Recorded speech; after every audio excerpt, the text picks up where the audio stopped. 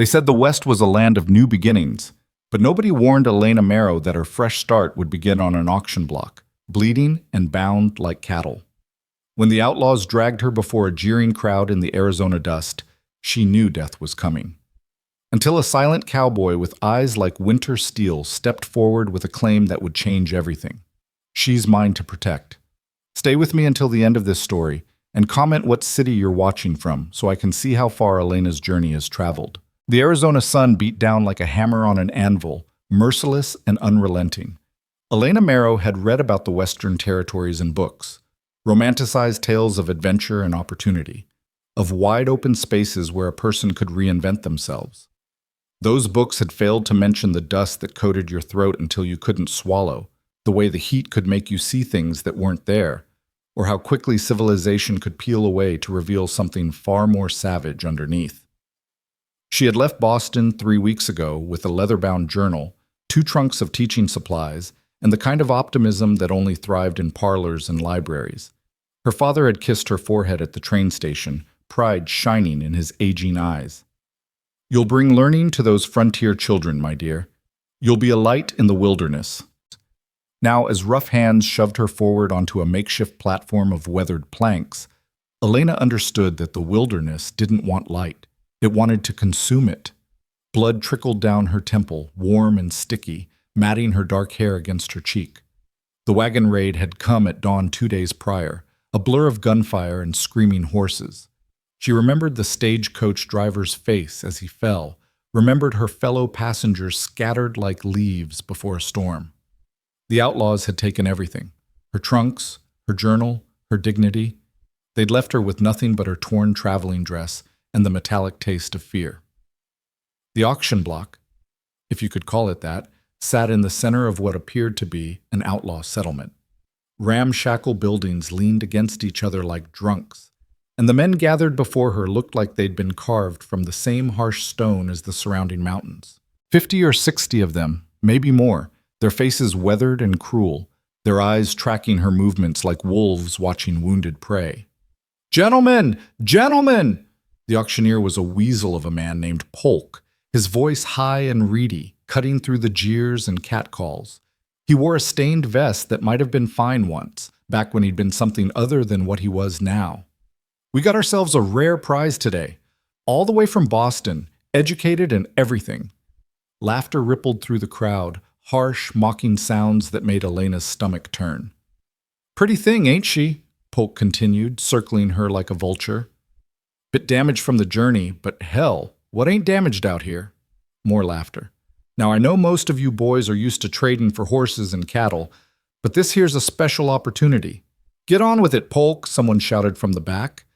"Yeah, what's the starting bid?" Elena's legs trembled beneath her. The rope around her wrist bit into her skin, and every breath felt like swallowing broken glass. This couldn't be happening. Things like this didn't happen to school teachers from Massachusetts, to daughters of respected attorneys, to women who'd spent their lives believing in the fundamental goodness of humanity. But it was happening. $40, a voice called out, a bear of a man with a scar running from his eye to his jaw. 45. Another man, this one missing teeth, his grin grotesque. Elena closed her eyes, trying to retreat into herself, trying to find some inner reserve of strength that would help her endure whatever was coming. She thought of her father, of her mother who died when she was 10, of the classroom she'd never teach in, of all the futures that were dissolving like smoke.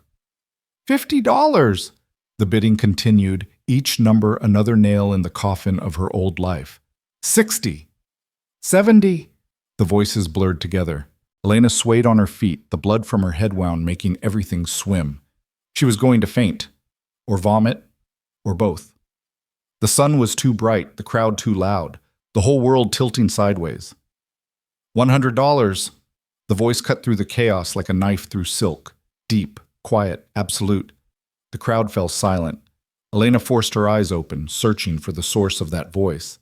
The men parted, and through the gap walked a figure that seemed to belong more to legend than reality. He was tall, over 6 feet, she estimated, with shoulders broad enough to block out the sun. His clothes were simple: dark pants, a dust-colored shirt, a worn leather vest, and a hat that shadowed his face. But it was the way he moved that caught her attention. Controlled, economical, like a man who never wasted energy on unnecessary movements. As he approached the platform, the crowd gave him space. Whether from respect or fear, Elena couldn't tell. Maybe both. Polk's eyes had gone wide. "Well now, Mr. Holt, didn't expect to see you at $100, the man, Holt, repeated, his voice unchanged. Cash. He reached into his vest and pulled out a leather pouch, counting out bills with steady hands. His fingers were scarred, she noticed, marked with the kind of old wounds that came from hard work and harder fights. From beneath the brim of his hat, Elena caught a glimpse of his eyes. Gray. Not the soft gray of morning mist, but the hard gray of gunmetal, of storm clouds, of iron and flint. They flicked to her face for just a moment, and in that brief glance she saw something that made her breath catch. Not cruelty, not lust, but something else. Something that looked almost like recognition? No, that wasn't quite right. More like inevitability, as if he'd known he would find her here, as if this whole terrible day had been leading to this exact moment. Polk snatched the money, counting it twice with trembling fingers. That's a generous bid, Mr. Holt. Very generous indeed.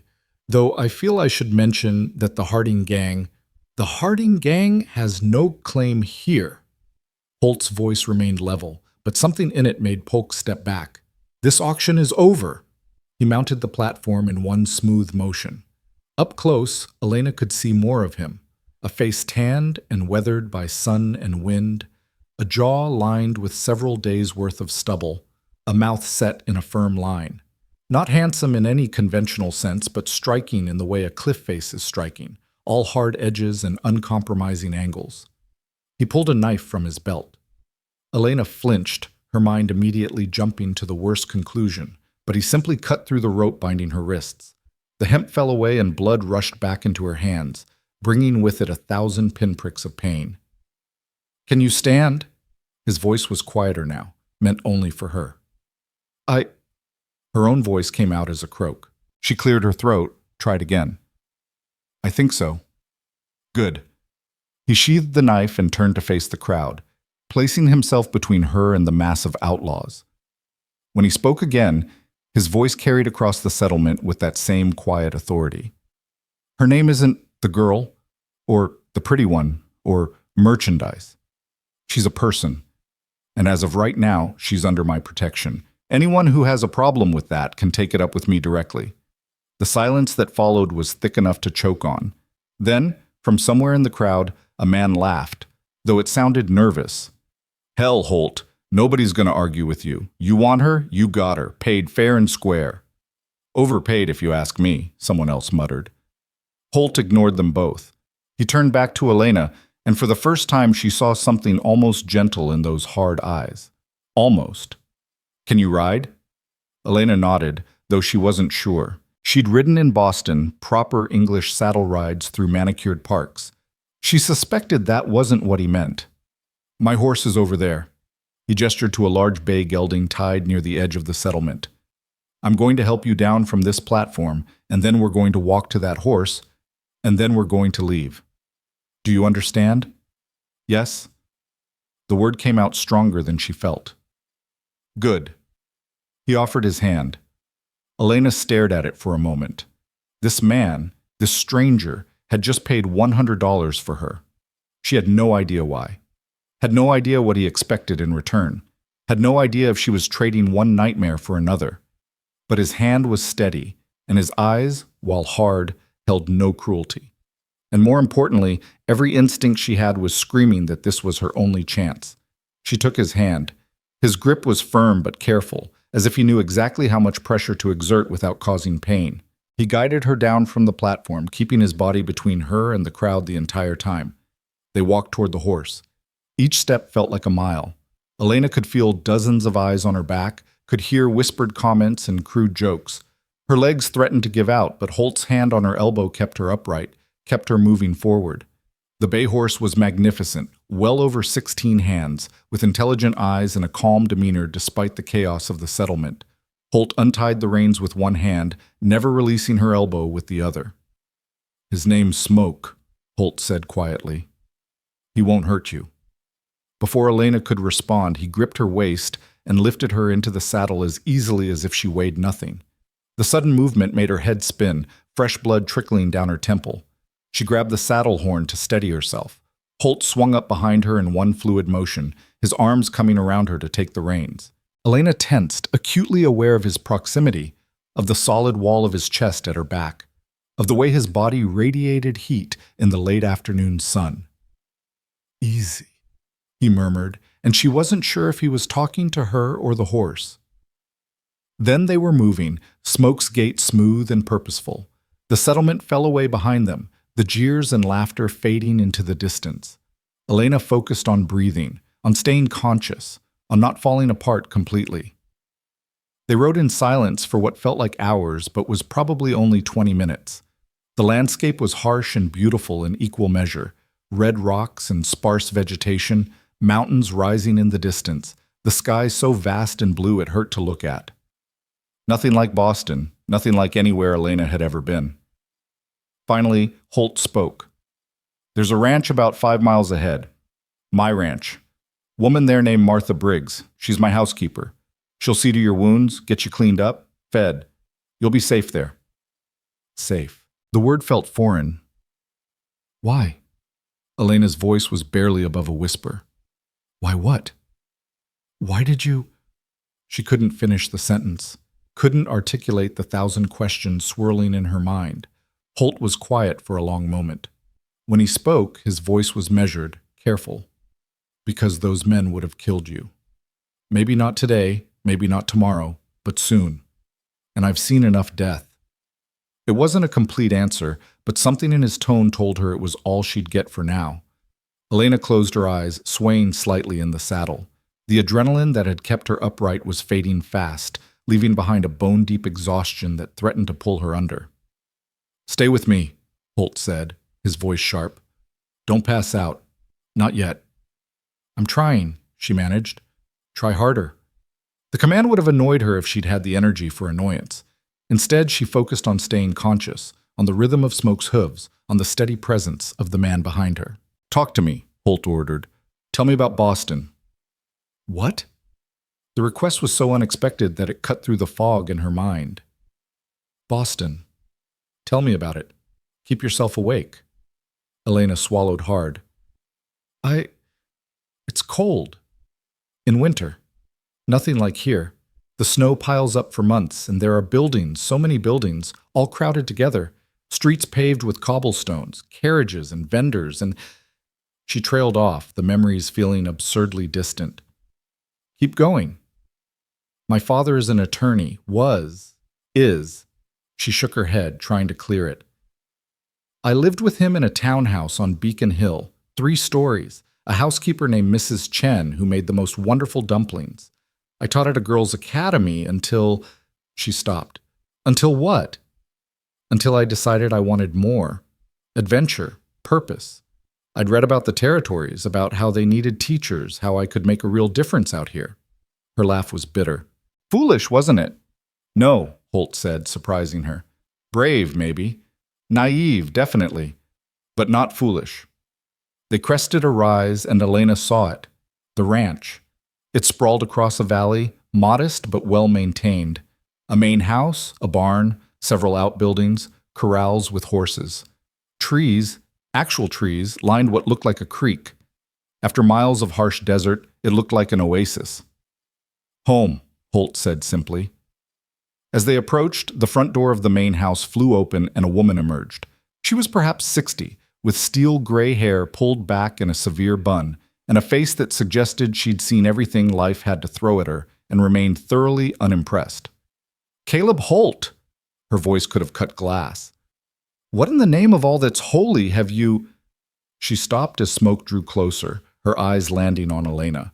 Her expression shifted from irritation to shock to something that looked almost like fury.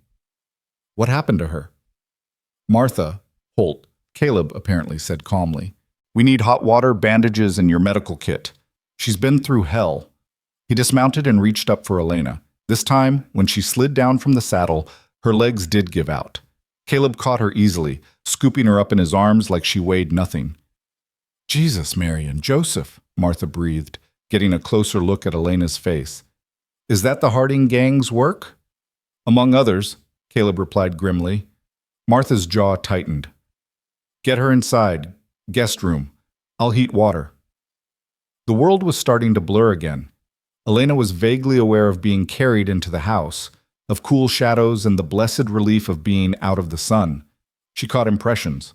Wood-paneled walls, simple but comfortable furniture, the smell of something cooking. Caleb laid her on a bed, soft, so impossibly soft after days of hard ground. Elena's eyes drifted closed.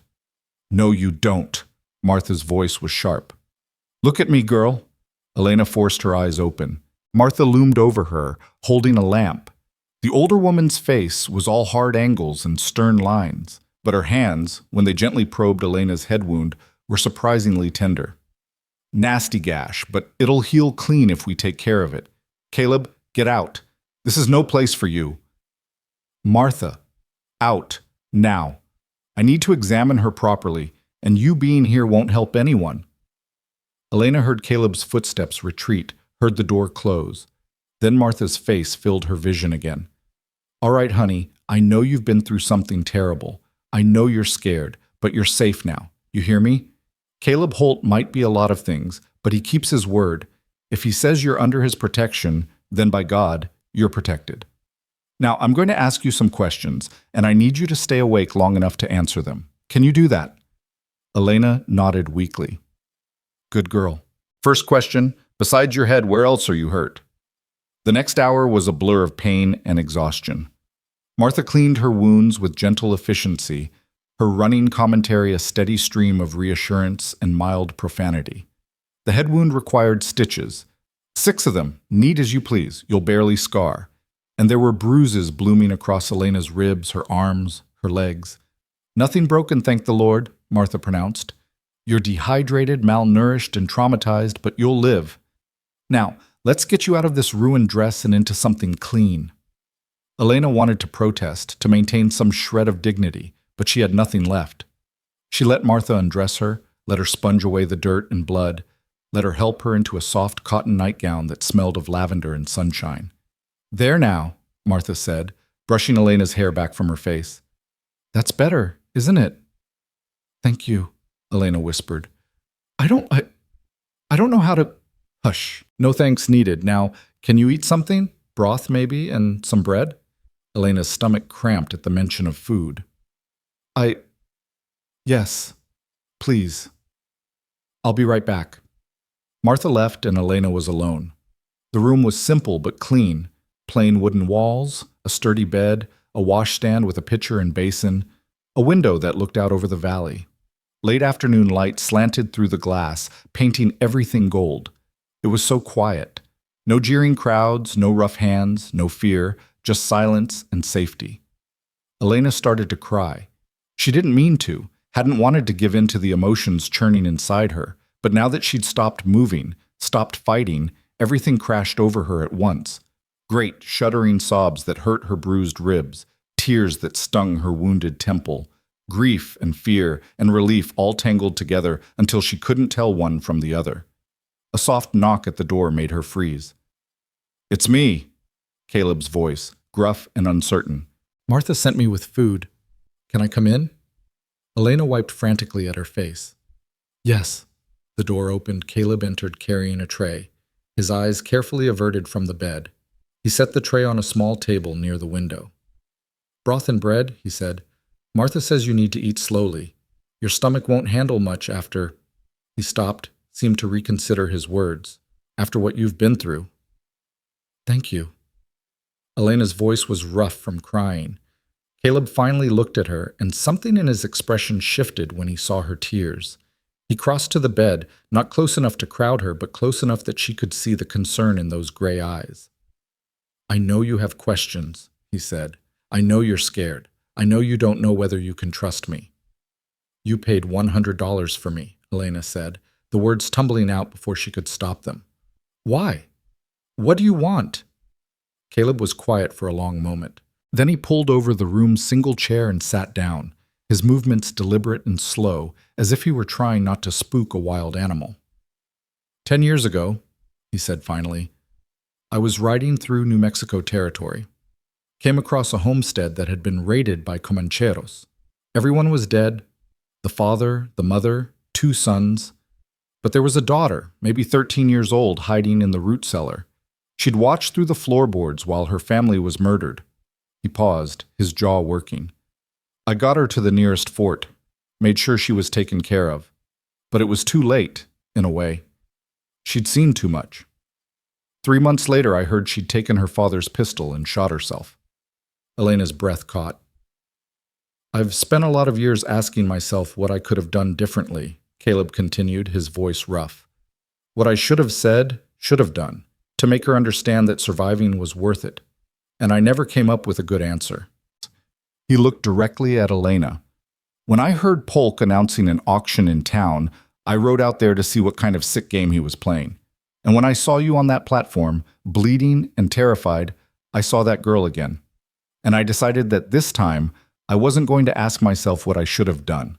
I was going to do it. So this is, what, charity? Guilt? Elena's voice was sharper than she intended.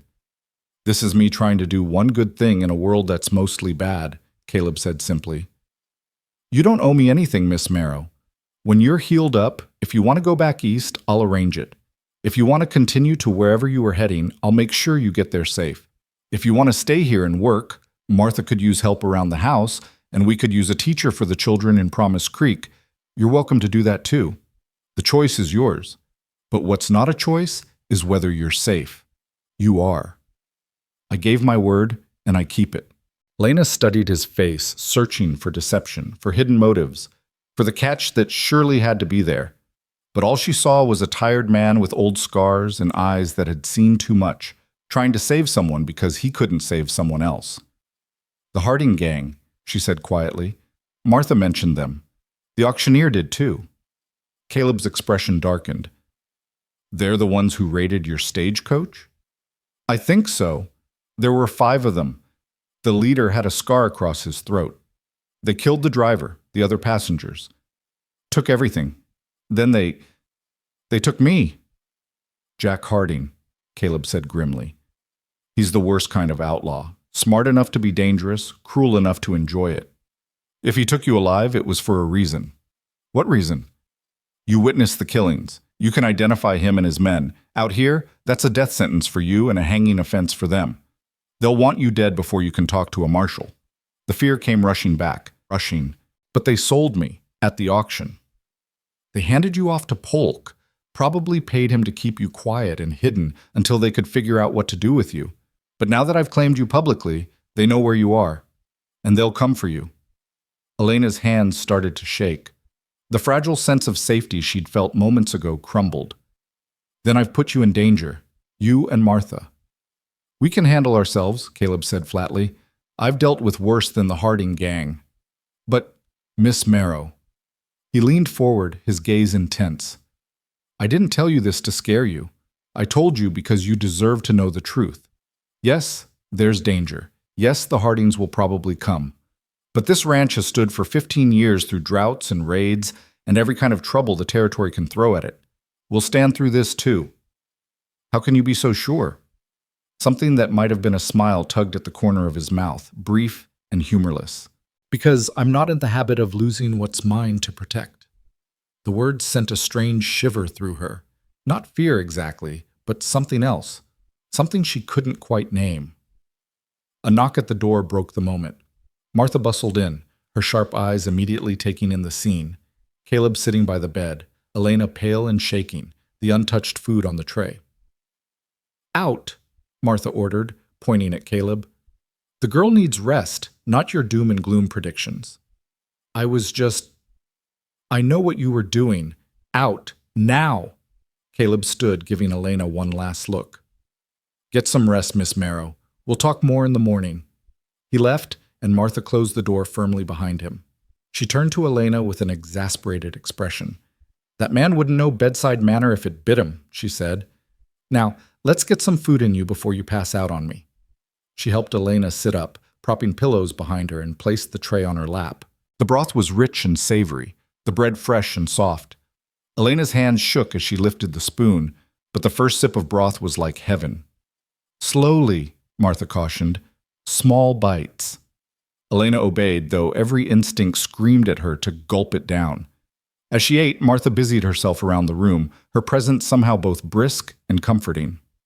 "How long have you worked for Mr. Holt?" Elena asked between bites. "Work for him? Ha!" Martha's laugh was sharp. "I don't work for Caleb Holt, girl. I work with him. There's a difference. I've been here since he built this place, and I'll be here long after he's gone gray and cranky." "So you know him well." "As well as anyone does, I suppose." Which isn't saying much.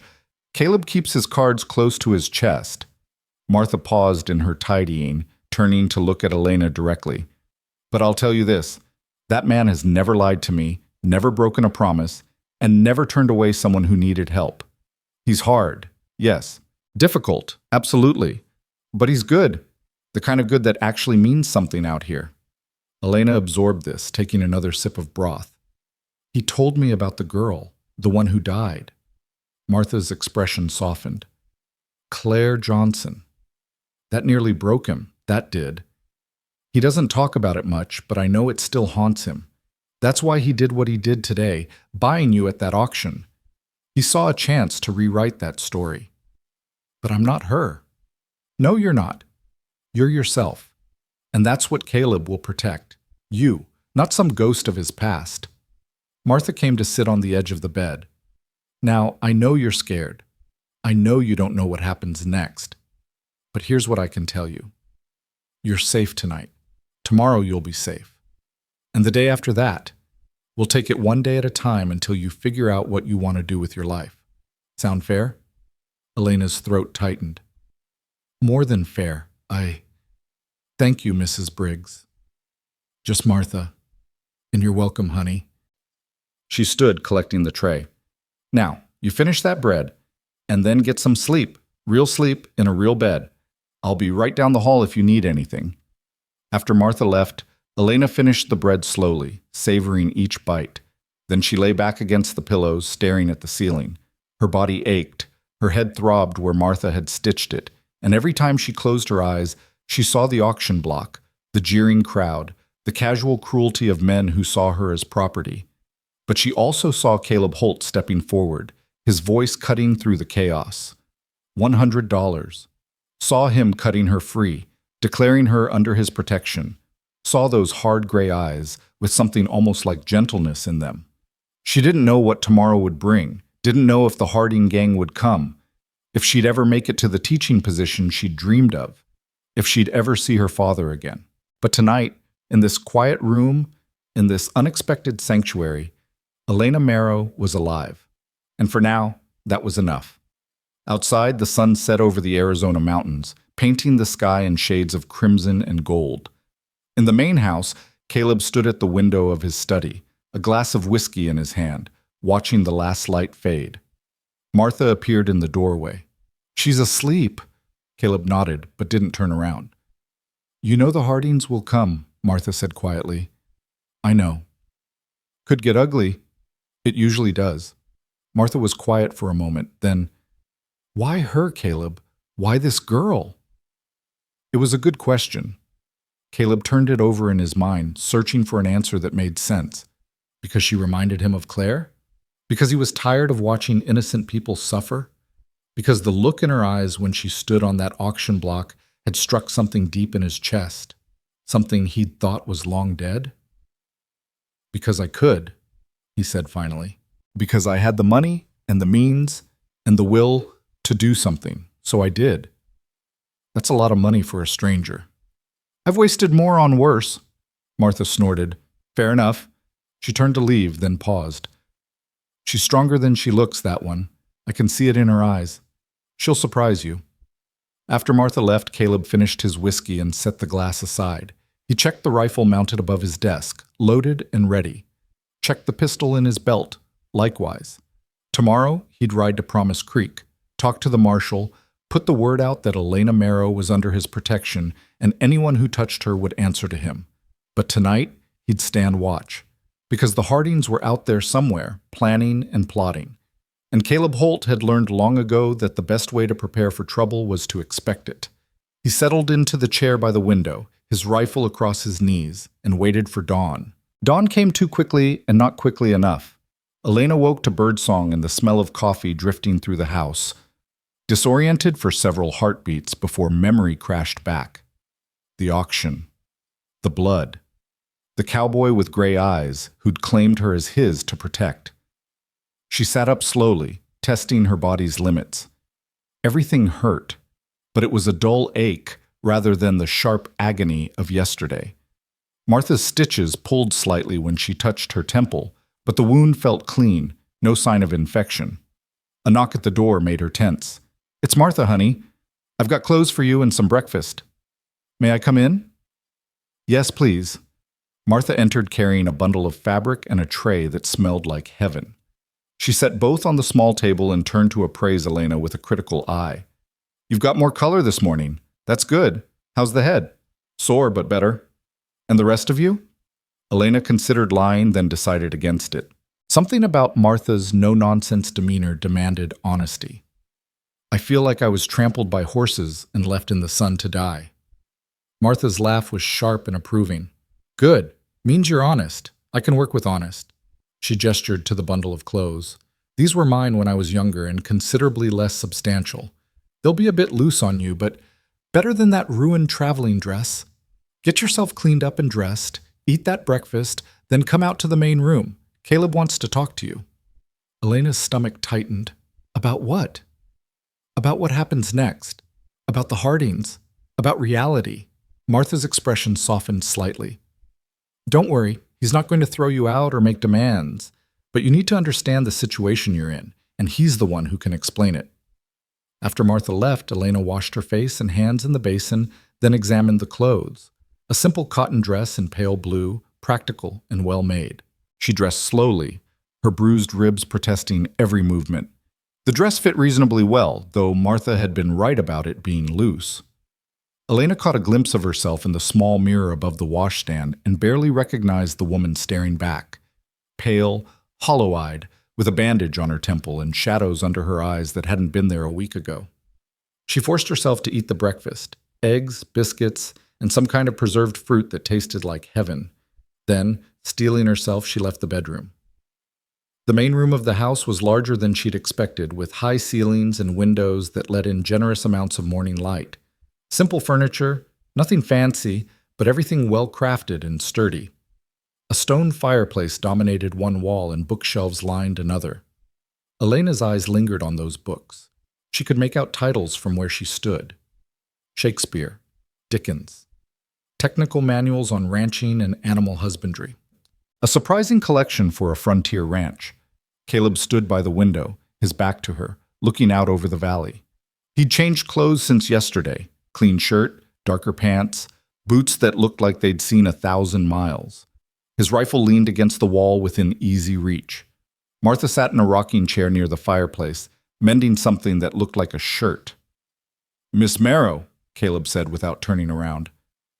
"Sleep well?" "Better than I have in days, thank you." "Sit down, please." It wasn't quite in order, but close. Elena settled onto a worn leather sofa, folding her hands in her lap to keep them from shaking. Caleb finally turned to face her. In the morning light, she could see him more clearly than she had yesterday. He was perhaps 35, though it was hard to tell. The sun and wind had aged his face beyond his years. There was a scar along his jawline that she hadn't noticed before, and his hands, when he crossed his arms over his chest, bore the calluses of hard labor. "I rode to Promise Creek at first light," he said without preamble. "Talked to Marshal Cobb. Gave him a description of you, of the Hardings, of what happened. He's putting out word through the territorial circuit that you're a witness under protection. Will that help? It'll make it official that anyone who harms you is committing a federal crime. Whether it'll actually stop the Hardings," he shrugged, "depends on how desperate they are." Elena's throat was dry. "And how desperate are they?" "Jack Harding has killed at least 12 people that we know of. He's wanted in 3 territories. If you testify against him, he'll hang, so I'd say fairly desperate." Martha's needle paused in its work. Caleb, ease up. She needs to know, Martha. She needs to not be terrified in her own home. This isn't her home. Not yet. Maybe not ever. Caleb's eyes fixed on Elena. I meant what I said yesterday, Miss Marrow. You don't owe me anything, but if you're going to stay here, even temporarily, you need to understand what that means. The Hardings will come. Maybe not today, maybe not tomorrow, but they'll come. And when they do, this place becomes a target. Martha and I can handle ourselves, but I won't lie to you about the danger. Elena forced herself to meet his gaze. What are my other options? I can arrange an escort back east. The territorial governor owes me a favor. I could get you federal protection, at least as far as Kansas City. From there, you'd be on your own, but you'd be out of the Hardings' reach. And if I want to stay? Something flickered in Caleb's eyes. Surprise, maybe, or respect. Then you learn to shoot, you follow every order I give without question, and you accept that your life might depend on my ability to keep you alive. That's quite an ultimatum. It's not an ultimatum. It's reality. He moved away from the window, closer to where she sat. I don't make promises I can't keep, Miss Marrow. I can promise I'll do everything in my power to protect you. I can promise that this ranch is as defensible as any place in the territory. I can promise that Martha and I know how to survive out here. What I can't promise is that the Hardings won't get lucky, or that some other danger won't find us, or that you'll make it through this unscathed. Elena looked down at her hands. They were shaking again. She pressed them together hard, trying to force them still. Why would I stay? The question came out barely above a whisper. Why wouldn't I run as far and as fast as I can? Martha set down her mending.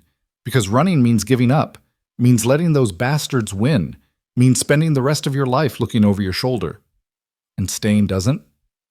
Staying means fighting back, Caleb said quietly. It means testifying against the Hardings when the marshal catches them. It means standing up and saying, you don't get to do this to people. It means choosing to be brave instead of just being a victim. Elena looked up at him, searching his face for condescension or manipulation, but all she saw was honesty, brutal, uncomfortable honesty. You think I'm brave? Her laugh was bitter. I spent 2 days tied up and terrified. I cried myself sick on that auction block. I'm not brave, Mr. Holt. I'm just alive by accident. No. His voice was firm. You survived. That took strength. And yesterday, when I offered you my hand, you took it even though you had no reason to trust me. That took courage. Don't confuse fear with cowardice. They're not the same thing. Something in Elena's chest loosened, just a fraction. She took a shaky breath. If I stay, I'll need to work. I can't just accept charity. Martha's face brightened. We could use help around the house, certainly. And Caleb mentioned you were a teacher? In Boston. Girls' Academy. Literature and composition, mostly. Well, Promise Creek doesn't have a school yet, but there are at least 15 children in the area who'd benefit from some proper education. Most of them can barely read. Martha looked at Caleb. We've been talking about building a schoolhouse for years. We have, Caleb agreed, though now might not be the best time to start. Why not? Elena surprised herself with the question. Because you'd be exposed, visible, an easy target. So I should just hide here until... What? Until the Hardings die of old age? Caleb's jaw tightened. Until the marshal catches them, or until I do. And how long might that take? As long as it takes. Elena stood, ignoring the protest from her bruised body. Mr. Holt, I appreciate everything you've done, truly. You saved my life, but I didn't come west to hide in someone's house. I came to teach, to do something meaningful. If I'm going to stay, and I haven't decided yet, I need to have a purpose beyond just surviving. Caleb and Martha exchanged a look that Elena couldn't quite read. She's got fire in her, Martha said approvingly. I like that. Fire gets people killed, Caleb muttered. So does being too cautious. Martha stood, brushing off her skirt. I say we compromise. Elena helps me around the house, gets her strength back, learns the land. In a few weeks, if things are quiet, we talk about the schoolhouse again. Fair? Elena wanted to argue, wanted to insist that she could start teaching immediately, But her body was already trembling from the effort of standing, and she knew Martha was right. She needed time to heal, time to understand this new world she'd found herself in. "Fair," she said quietly. "Good." Martha's smile was warm. "Now, why don't you come help me in the kitchen? I'll teach you how to make proper sourdough biscuits, and you can tell me about this girls' academy of yours." The next few days settled into a rhythm. Elena woke each morning to sunrise and birdsong, helped Martha with household tasks, and slowly regained her strength. She learned that the ranch employed two hands: Miguel, a quiet man in his 50s who handled the horses, and Tom, barely 20, who managed the cattle. Both men were respectful but kept their distance, tipping their hats when they saw her, but never engaging in conversation beyond basic pleasantries. Caleb remained an enigma. He left before dawn each day, riding out to check fences or move cattle or perform whatever mysterious tasks ranching required. He returned for dinner, ate quietly while Martha and Elena talked, then retreated to his study to work on ledgers and accounts. He was unfailingly polite but distant, as if he'd already spent all his words for the day and had none left for casual conversation. On the fourth morning, Elena woke to find Martha already dressed and packing saddlebags. "What's happening?" "Supply run to Promise Creek. We need flour, sugar, salt, and about a dozen other things. I'll be back before dark." "Can I come?" Martha hesitated. "Better if you stay here. Caleb doesn't want you visible until what? Until I've turned into a ghost?" Elena surprised herself with her vehemence. "Martha, I've been here 4 days. I feel like a prisoner." "You're not a prisoner. You're being protected." "It feels the same from where I'm standing." Martha sighed, setting down the saddlebags. "I understand, honey. I do. But Caleb's right to be careful. The Hardings haven't shown themselves. Maybe they've moved on. Maybe they don't care about one witness. Or maybe they're watching and waiting for exactly this kind of complacency." Caleb's voice came from the doorway. Neither of them had heard him approach. Elena turned to face him. "You can't expect me to hide forever. I expect you to stay alive long enough for the marshal to do his job. And how long will that take?" "However long it takes." They stared at each other, the tension thick enough to cut. Finally, Martha cleared her throat. "I have an idea. Why doesn't Caleb take Elena around the property today? Show her the boundaries, teach her the land. That way she gets out of the house but stays within protected territory." Caleb looked like he wanted to argue, but something in Martha's expression stopped him. "Fine, after breakfast." He disappeared back outside, and Martha turned to Elena with a knowing smile. "That man needs to remember that protecting someone doesn't mean imprisoning them. Come on, let's eat before he finds another reason to brood." An hour later, Elena found herself on horseback for the first time since arriving at the ranch. The horse, a gentle mare named Juniper, was nothing like the spirited mounts she'd ridden in Boston, but Elena's body remembered the basics. Caleb watched her mount up, his expression unreadable. "You ride well." "I had lessons as a girl, though I suspect Western riding is different from English style." "Different enough." He swung on to smoke with practiced ease. "We'll start slow. If you get tired, tell me." They rode out of the yard, heading toward the creek that bordered the northern edge of the property. The morning was cool, the sun not yet high enough to bake the land, and Elena breathed in the clean air with something approaching contentment. "How big is the ranch?" she asked. 3,000 acres, give or take. Most of it's grazing land for the cattle.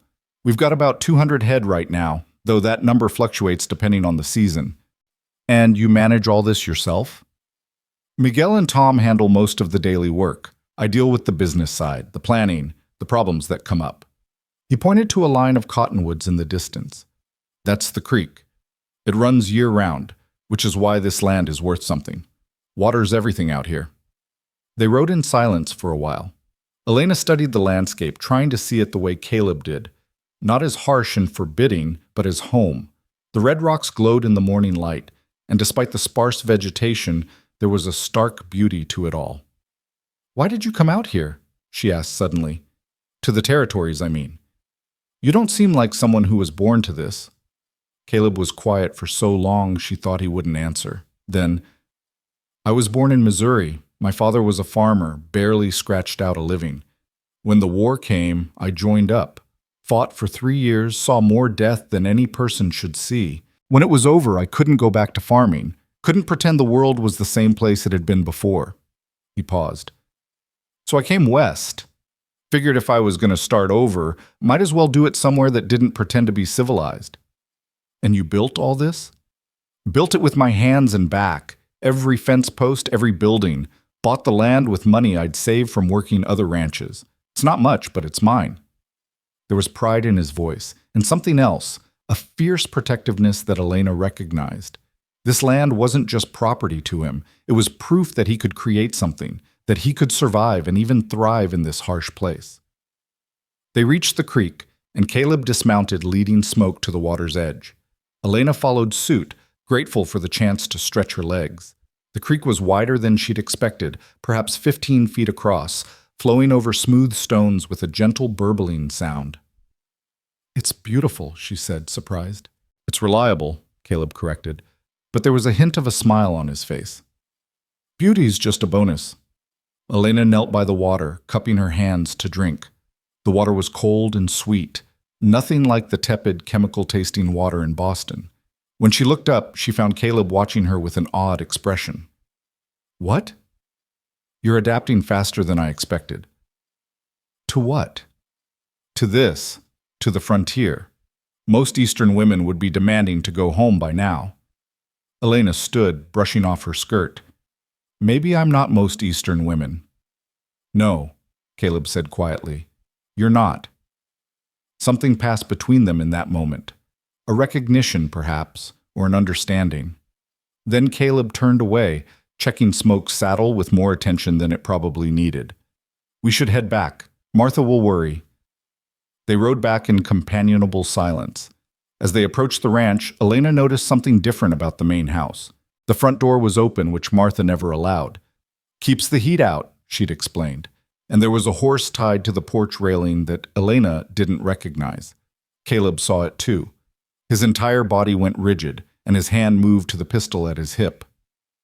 Stay behind me, he ordered, his voice tight. What's wrong? That's the marshal's horse. They rode into the yard slowly, Caleb positioned between Elena and the house. Before they could dismount, Marshal Cobb emerged from the house. He was a stocky man in his 50s with a graying beard and eyes that had seen too much. Holt, he greeted, his tone grave. Marshal, what brings you out here? Cobb's eyes flicked to Elena, then back to Caleb. We need to talk. Inside. Martha appeared in the doorway, her face pale. Caleb, it's bad. The four of them gathered in the main room. Martha poured coffee with shaking hands while Marshal Cobb settled into the sofa, his hat in his lap. The Harding gang hit a homestead 2 nights ago, he said without preamble. The Morrison place, about 20 miles southeast of here. Killed the husband, burned the barn, terrorized the wife and children. Elena's blood ran cold. Before they left, Cobb continued, his voice heavy. Jack Harding told Mrs. Morrison to deliver a message. He said to tell everyone in the territory that he's looking for a Boston woman, dark hair, about 5.5 feet tall. Said anyone harboring her would pay the same price as the Morrisons. Silence filled the room like poison. He's escalating, Caleb said finally. Making it personal. He's making it public, Cobb corrected. He wants everyone in the territory to know that helping Miss Marrow means death. He's trying to isolate her, make sure she has nowhere to run. It won't work, Caleb said flatly. Caleb, you need to think about this. The marshal's voice was urgent. I know you gave your word, but this is beyond normal outlaw activity. Jack Harding is declaring war. If you keep Miss Marrow here, he will come for you. He'll burn this place to the ground just to make a point. Let him try. Caleb, I said let him try. Caleb's voice was steel. I don't back down from threats, Marshal. You know that. Elena found her voice, though it came out shaky. Maybe I should leave. Go back east. If my being here puts you all in danger, no. Caleb's response was immediate and absolute. You're not running. That's exactly what Harding wants. But the Morrisons weren't prepared. We are. He looked at Marshal Cobb. I assume you're increasing patrols in the area? As much as I can with the men I have. But Caleb, I can't station someone here permanently. I've got a whole territory to cover. I'm not asking you to. I'm asking you to do your job and hunt down Jack Harding before he kills anyone else. Cobb's jaw tightened. We're trying, but he's smart and he knows this land as well as anyone. He could be holed up anywhere within 100 miles. Then expand your search. With what resources? I've got 4 deputies and a territory the size of Massachusetts to cover. I'm doing the best I can. Caleb stood, his frustration evident in every line of his body. Your best isn't good enough if innocent people are dying. You think I don't know that? Cobb rose to face him. You think I'm happy about any of this? But I'm one man, Caleb. I can't be everywhere at once. Martha stepped between them, her voice sharp. Both of you, stop it. Fighting each other doesn't help anyone. She turned to Cobb. Marshal, we appreciate the warning. We'll take precautions. Is there anything else we should know? Cobb sighed, some of the anger draining out of him. Harding's asking questions, specifically about who bought the Boston woman at Polk's auction. It's only a matter of time before he gets your name, Caleb, if he doesn't have it already. Then time is something we don't have much of. Caleb moved to the window, looking out over his land. How long do we have before he comes? Could be days, could be weeks. Jack Harding's unpredictable. Cobb picked up his hat. I'll send word if I hear anything. In the meantime, keep your eyes open and your guns loaded. After the marshal left, the house felt oppressively quiet. Martha busied herself with cleaning up the coffee cups, her movements jerky with suppressed emotion. Caleb stood at the window, his back to the room, and Elena sat on the sofa, trying to process the fact that her mere existence had resulted in a family being terrorized. I'm sorry, she said finally, her voice breaking. I'm so sorry. The Morrisons, they didn't deserve... Don't. Caleb turned to face her. Don't apologize for being a victim. You didn't choose any of this. But if I hadn't been on that stagecoach, if you hadn't witnessed the murders, someone else might have. Or no one would have, and the Hardings would have gotten away with it. Either way, what happened to the Morrisons is on Jack Harding, not on you. How can you be so sure? Because I know evil when I see it, Miss Marrow, and Jack Harding is evil in its purest form. He would have found an excuse to hurt someone. You're just convenient. Martha set down the cups with enough force to make them rattle. We need a plan. We can't just wait for him to show up on our doorstep. Agreed. Caleb moved to his study, returning with a large map that he spread across the table. This is the ranch and the surrounding area. If Harding's going to come, he'll approach from one of 3 directions. He pointed to different sections of the map. The eastern ridge, the creek crossing to the north, or straight through the valley from the south. What about the mountains to the west? Elena asked. Too difficult. The terrain's nearly impassable, and we'd see anyone coming from miles away. Caleb traced his finger along the map. Miguel and Tom can take turns keeping watch from the ridge. It's high ground with clear sight lines. Martha, you're the best shot among us after me. I beg your pardon, Martha interrupted. I'm the best shot, period.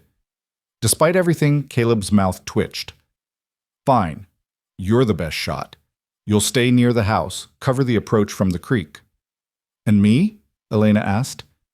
Caleb looked at her for a long moment. You learn to shoot, starting today. I don't know if I can... You don't have to be a sharpshooter. You just need to be able to hit what you're aiming at. Can you do that? Elena thought about the Morrison family, about the casual cruelty of men like Jack Harding, about all the people who told her the frontier was no place for a woman. She thought about the choice she had, run or fight. Yes, she said. I can do that. Caleb nodded, something like respect flickering in his eyes. Good. Grab your coat. We're going out back. The next hour was one of the most frustrating of Elena's life. Caleb set up a row of tin cans on fence posts about 20 yards away and handed her a pistol. The gun was heavier than she'd expected, and just holding it made her hands shake. It's called a Colt Single-Action Army, Caleb explained, his voice patient. 6 rounds. You cock the hammer like this, he demonstrated. Aim and squeeze the trigger. Don't pull. Squeeze. Gentle pressure. Elena raised the gun, trying to remember everything he'd said. The barrel wavered alarmingly. Breathe, Caleb said. Deep breath in, let it out slowly, then squeeze. She did. The gun kicked hard enough to make her stumble backward, and the shot went wide, hitting nothing. Again. She tried. 5 more shots, 5 more misses. By the end, her hands were sore, and her ears were ringing despite the cotton Caleb had given her to stuff in them. "I'm terrible at this," she said miserably. "You're learning. There's a difference." He reloaded the gun with practiced efficiency. "Most people don't hit anything their first time. You're actually doing better than I expected." "I didn't hit a single can." "No, but you hit the fence post twice. That's progress." He handed her the gun again. 12 more rounds, then we'll take a break." They practiced until the sun was high overhead, and Elena's arms felt like lead. She managed to hit 1 can, just 1, but the look of approval on Caleb's face made the hours of frustration worth it. "Not bad," he said, collecting the cans. "We'll practice every day.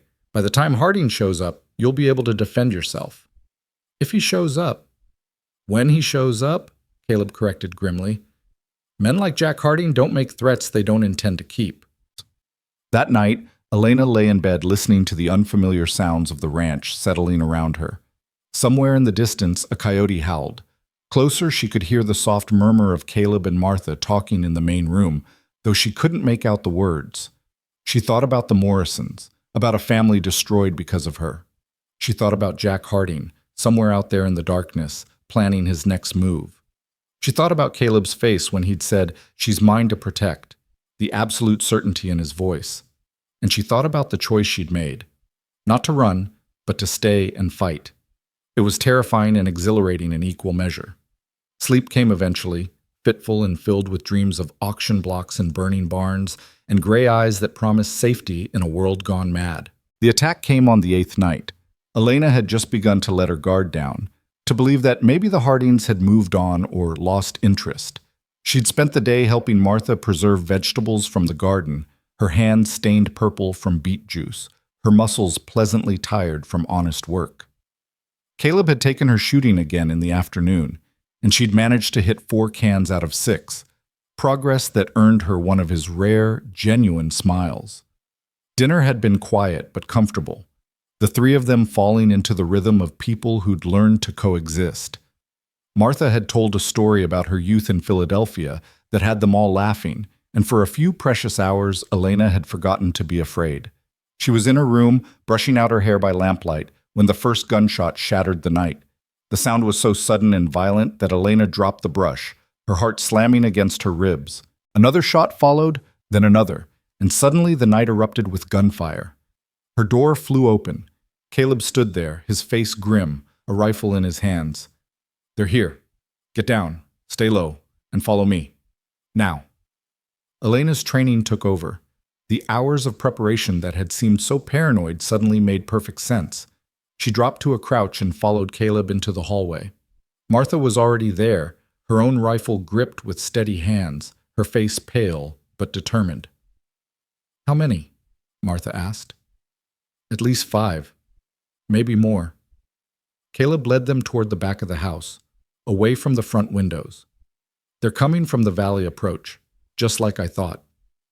"Miguel and Tom?" "Miguel fired the warning shots from the ridge. Tom's bringing the horses around back." Caleb reached a small storage room and yanked open the door, revealing saddlebags already packed. "We practiced this. You both know what to do." Elena's mind raced. They had practiced, endless rehearsals of what to do if the ranch was attacked. Get to the horses, ride for the mountains, hide in the old trapper's cabin that Caleb had stocked with supplies weeks ago. Wait for the marshal or for the Hardings to give up. Never engage unless absolutely necessary. But theory was nothing like reality. The gunshots were getting closer, and now Elena could hear shouting, male voices, harsh and eager. "Where's that Boston bitch? We know she's here!" Jack Harding's voice. Elena recognized it from the stagecoach raid, that particular quality of cruelty that made her skin crawl. Come out, wherever you are!" Another voice, younger, laughing. "Holt, we know you bought her. Hand her over and we'll leave peaceful-like." Caleb's jaw tightened. He grabbed the saddlebags and thrust them at Elena. "Back door, now! Tom will be waiting with the horses." They moved through the darkened house, guided by moonlight filtering through windows. Elena could see shadows moving outside. Men spreading out, surrounding the house. Her breath came in short gasps, fear threatening to overwhelm her. Martha's hand found hers in the darkness, squeezing once. "Steady, honey. We're going to make it." They reached the back door. Caleb opened it a crack, peering out, then cursed under his breath.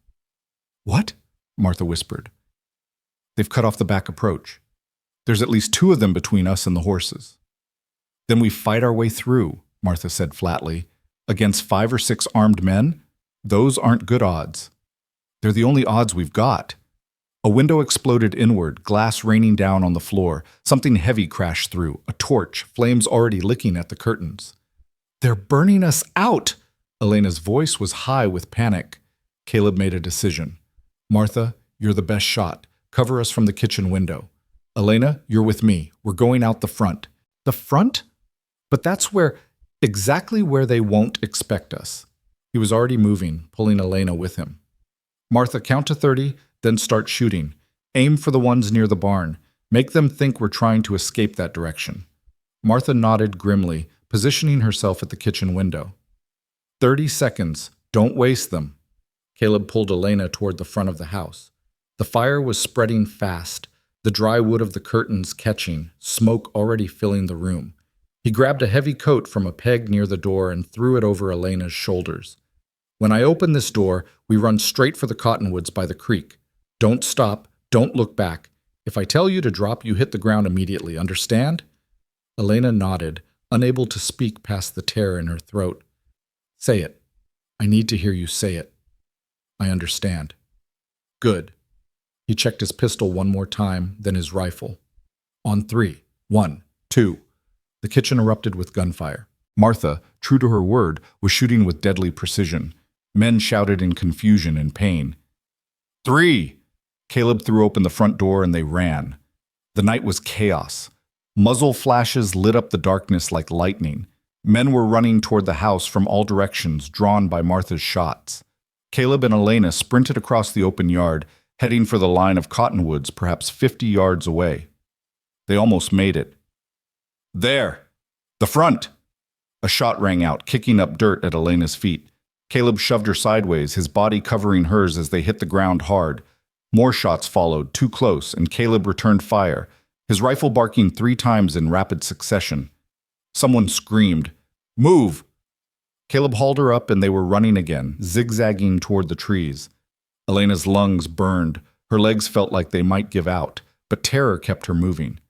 They crashed into the cottonwoods and Caleb pulled her down behind a thick trunk. His breathing was controlled despite the run, his eyes scanning the darkness. "You hurt?" "No, I don't think so." Elena's hands were shaking so badly she could barely hold on to the saddlebags. "Good. Stay down." He leaned around the tree and fired twice more, then ducked back as return fire chewed bark from the trunk inches from his head. Behind them, the house was fully engulfed now, flames reaching toward the night sky. Elena could see figures silhouetted against the fire. The Hardings, celebrating their destruction. And somewhere in that inferno, Martha was still fighting. "We have to go back," Elena said desperately. "Martha. Martha knows what she's doing. She'll get out through the root cellar, same as we planned." "But—" "Trust the plan, Miss Marrow. It's all we've got." More gunfire from the house. Martha was still shooting, which meant she was still alive. But the flames were getting worse, smoke billowing out the windows. "We need to move," Caleb said. "They'll come looking for bodies soon, and I want to be long gone when they do. The creek's 30 yards that way. We follow it north to where Tom has the horses." "What if Tom didn't make it?" Caleb's expression was grim. "Then we run on foot and hope we're faster than they are." They moved through the trees, keeping low, using the sound of the burning house to mask their movement. The creek appeared ahead, moonlight glinting off the water, and there, holding 3 horses, was Tom, his young face tight with fear but his hands steady on the reins. "Mr. Holt! Thank God, I thought—" "Where's Miguel?" "Took a bullet in the shoulder, but he's alive. Got him on his horse and sent him toward Promise Creek. Figured he could warn the marshal." "Good thinking." Caleb took Smoke's reins. "Help Miss Marrow mount up." Tom helped Elena onto Juniper, and she'd never been so grateful for the hours of riding practice. Her body knew what to do even as her mind reeled with shock. Caleb swung onto Smoke. Martha?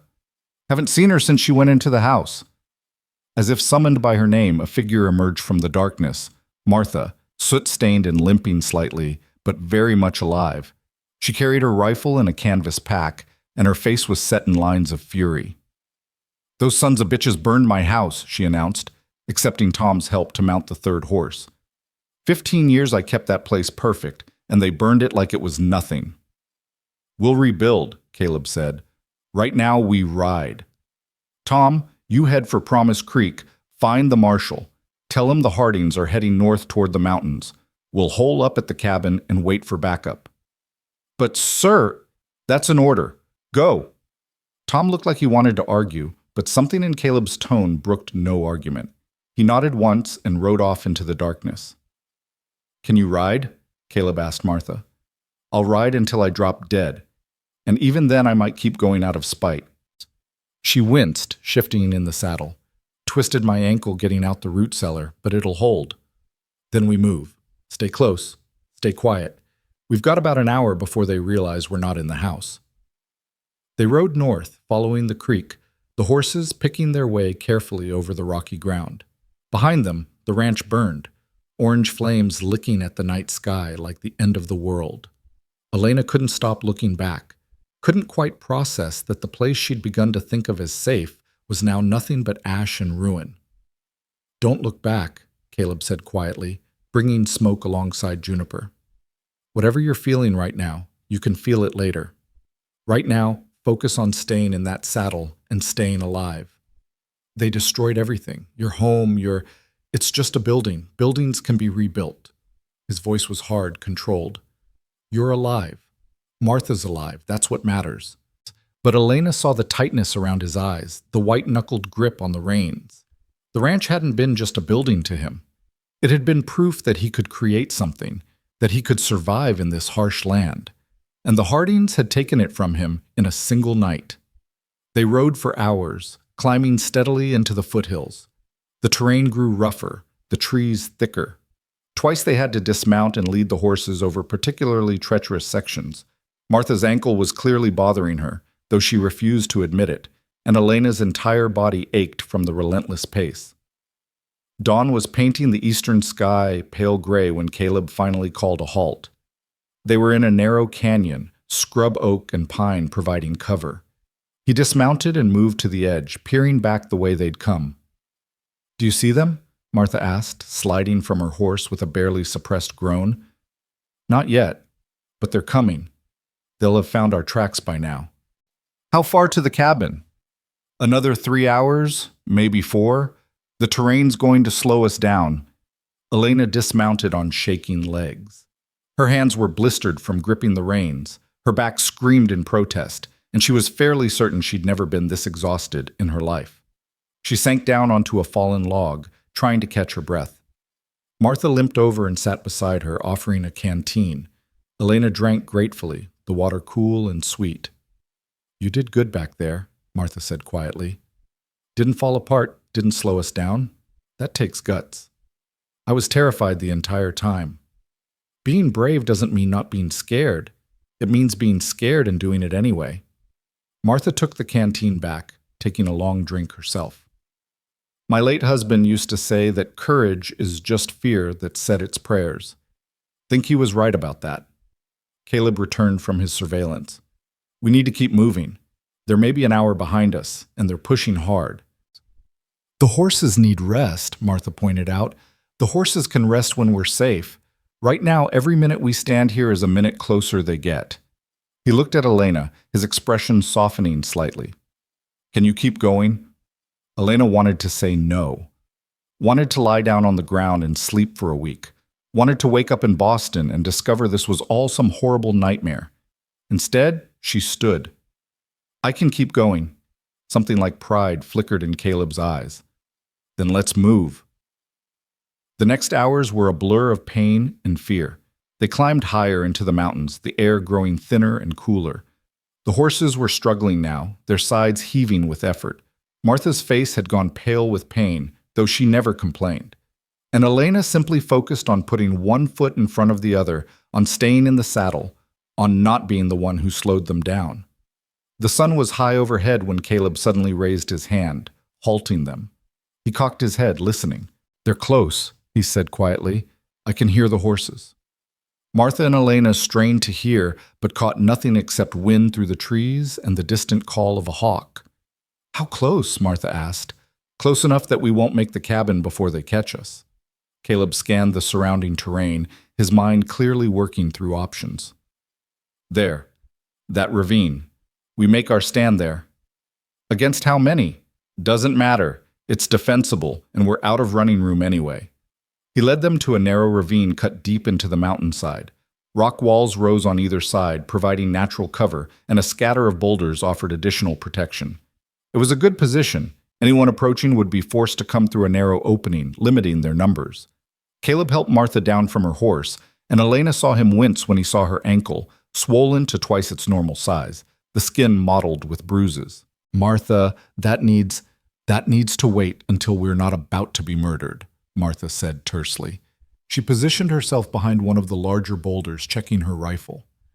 "How many rounds do we have?" "Enough, if we're smart about it." Caleb turned to Elena. "You remember what I taught you?" Elena's mouth was dry. "Yes." "Good. You're going to be our distraction. Stay low behind that rock formation there. When they come, and they will come, you fire 1 or 2 shots. Not to hit anyone, just to draw their attention. Make them focus on you. Can you do that?" "You want me to make myself a target?" "I want you to divide their attention. They'll see you, think you're the only defender, and rush your position. When they do, Martha and I will have clear shots from the flanks." He gripped her shoulders, forcing her to meet his eyes. "I know it's dangerous. I know you're scared, but this is the only way we all make it out alive." Elena looked at Martha, who nodded encouragement. Then she looked back at Caleb, at the man who'd stood on an auction block and declared her his to protect. "I trust you," she said, and meant it. Caleb's expression shifted, something raw and unguarded flashing across his face before he locked it down. "Then get in position. And Elena, don't be a hero. Fire your shots and keep your head down. Let us do the rest." Elena moved to the rock formation Caleb had indicated. It was good cover, solid granite that would stop most bullets. She checked the pistol Caleb had given her, fully loaded, 6 rounds. Her hands weren't shaking anymore. Somewhere between the burning ranch and this mountain ravine, she'd moved past fear into something colder and more focused. The Hardings were coming to kill her. She'd be damned if she made it easy for them. Minutes passed like hours. The only sounds were the wind and the occasional snort from one of the horses, which they'd tied at the back of the ravine. Then, in the distance, Elena heard it, the sound of approaching riders. Caleb and Martha had disappeared into position, melting into the rocks like they'd been born to this kind of fighting. Elena was alone, her heart pounding, her finger resting lightly on the trigger. The riders appeared at the mouth of the ravine, 5 of them, led by a man with a scar across his throat, Jack Harding. Even from this distance, Elena could see the cruelty in his eyes, the casual way he held his rifle like it was an extension of his arm. "Well, well," Harding called out, his voice echoing off the stone walls. "Looks like the rats have gone to ground. Smart of you, Holt, choosing defensible terrain, but it won't save you." Silence from the ravine. "I know you're in there, you and that Boston woman and probably that battle-axe housekeeper of yours." Harding walked his horse forward slowly, his men spreading out behind him. "Here's how this is going to work. You hand over Miss Marrow, and we'll let you and the old woman ride out of here. Hell, I'll even pay you back that $100 you wasted buying her. Fair's fair." More silence. "No? Well, can't say I'm surprised. You always were a stubborn son of a bitch." Harding raised his hand, and his men readied their weapons. "Have it your way. Boys, flush them out." The gunmen started forward, and Elena knew this was the moment. She rose slightly from behind her rock, aimed at the empty air above the approaching men, and fired. The shot cracked through the ravine, and immediately all 5 men turned toward her position. Elena ducked back down as return fire peppered her cover, chips of granite stinging her face. "There!" one of the men shouted. "Behind those rocks!" They rushed forward just as Caleb had predicted, focused entirely on Elena's position. And that's when Martha and Caleb opened fire. The ravine exploded with gunfire. Two of Harding's men went down immediately, caught in the crossfire. The others scattered, diving for cover, their assault broken. "It's a trap!" someone yelled. Jack Harding's face twisted with rage. "I can see that, you idiot! Find them! Kill them all!" What followed was chaos. Elena stayed low, firing occasionally to keep them focused on her position, while Caleb and Martha picked their shots with deadly precision. But the Hardings were professionals too. They recovered quickly from the ambush, using the terrain to their advantage, laying down suppressing fire that kept Caleb and Martha pinned. Elena was reloading, her hands moving through the motions Caleb had drilled into her, when she heard it. The scrape of boots on stone coming from her left. Someone was flanking her position. She turned just as a man came around the rock formation. Young, maybe 25, with a mean grin and a pistol aimed directly at her face. "End of the line, Boston," he said. Elena didn't think. Elena didn't hesitate. She brought her pistol up and fired. The shot took him in the chest. His eyes went wide with shock, and he stumbled backward, falling heavily. Elena stared at him, at what she'd done, her mind trying to process the fact that she'd just killed a man. "Elena!" Caleb's voice, sharp with urgency. "Stay down!" She dropped just as bullets ripped through the space where her head had been. The shock fell away, replaced by cold clarity. She'd killed to survive. And she'd do it again if she had to. The firefight continued. Elena could hear Caleb shouting instructions to Martha, could hear the Hardings coordinating their assault. 2 men were dead, but 3 remained, including Jack Harding himself. And they were getting closer, pressing their advantage. "We can't hold this position much longer," Martha called out. "They're going to overrun us." Elena looked around desperately, searching for something, anything that could help. Her eyes landed on her canteen hanging from her belt. An idea formed. Crazy, probably suicidal, but better than waiting to be killed. "Caleb," she shouted, "I'm going to distract them again." "What? No, stay down!" But Elena was already moving. She grabbed the canteen and scrambled up onto the rock formation, exposing herself to the gunmen below. Jack Harding's eyes locked onto her, and he brought his rifle up. Elena threw the canteen as hard as she could, directly at Harding's face. It wasn't meant to hurt him. It was meant to do exactly what it did. Make him flinch, make him duck, make him take his eyes off his target for just one crucial second. Caleb's rifle barked once. Jack Harding fell, a red stain blooming on his shirt, his rifle clattering to the stones. The 2 remaining gunmen stared in shock at their fallen leader. Then they broke, scrambling for their horses, firing wild shots behind them as they fled. Caleb and Martha let them go, their weapons tracking the retreating figures but not firing. In moments, the ravine was silent except for the ringing in Elena's ears and the ragged sound of her own breathing. She stood there on the rock, swaying slightly, staring down at Jack Harding's body. The man who'd haunted her nightmares, who'd destroyed the Morrison family, who'd burned Caleb's ranch. Dead. "Elena!" Caleb was beside her suddenly, his hands on her arms, steadying her. "Elena, look at me." She did. His face was covered in rock dust and gunpowder residue, and there was a cut above his eyebrow that she hadn't noticed before. But his eyes were steady, anchoring her to reality. "Is it over?" she whispered. "It's over." Her legs gave out. Caleb caught her, easing her down from the rocks, holding her as she started to shake. All the fear and adrenaline and terror of the past hours came crashing down at once, and she buried her face against his chest and simply held on. "You did good," he murmured into her hair. "You were so brave. So damn brave." Martha limped over, her face gray with pain but her eyes bright with something that looked like pride. "That was the craziest, stupidest, most brilliant thing I've ever seen. Throwing a canteen at a man with a rifle? Girl, you've got more guts than sense." Elena laughed, a sound that was half sob. "I didn't know what else to do." "It worked. That's all that matters." Martha sank down onto a boulder with a groan. "Now, can we please get to that cabin? Because I'm about ready to collapse." Caleb helped Elena to her feet, his arm remaining around her waist as if he didn't quite trust her not to fall. They gathered the horses and checked the bodies. Harding was definitely dead, as were the other 2. The wounded would need to be reported to the marshal, but for now they had to focus on getting to safety. The ride to the cabin took another 2 hours, but it felt like an eternity. Martha was barely conscious by the time they arrived, her ankle now seriously concerning. The cabin was exactly as Caleb had described, small, sturdy, stocked with supplies. He carried Martha inside and helped her to one of the bunks, then immediately started working on her ankle. Elena collapsed onto the other bunk, exhaustion pulling at her like a physical weight. She watched Caleb work, his hands gentle despite their roughness, his face tight with concentration as he cleaned and wrapped Martha's injury. "It's not broken," he said finally, "but it's a bad sprain. You'll need to stay off it for at least a week." "A week?" Martha's laugh was tired.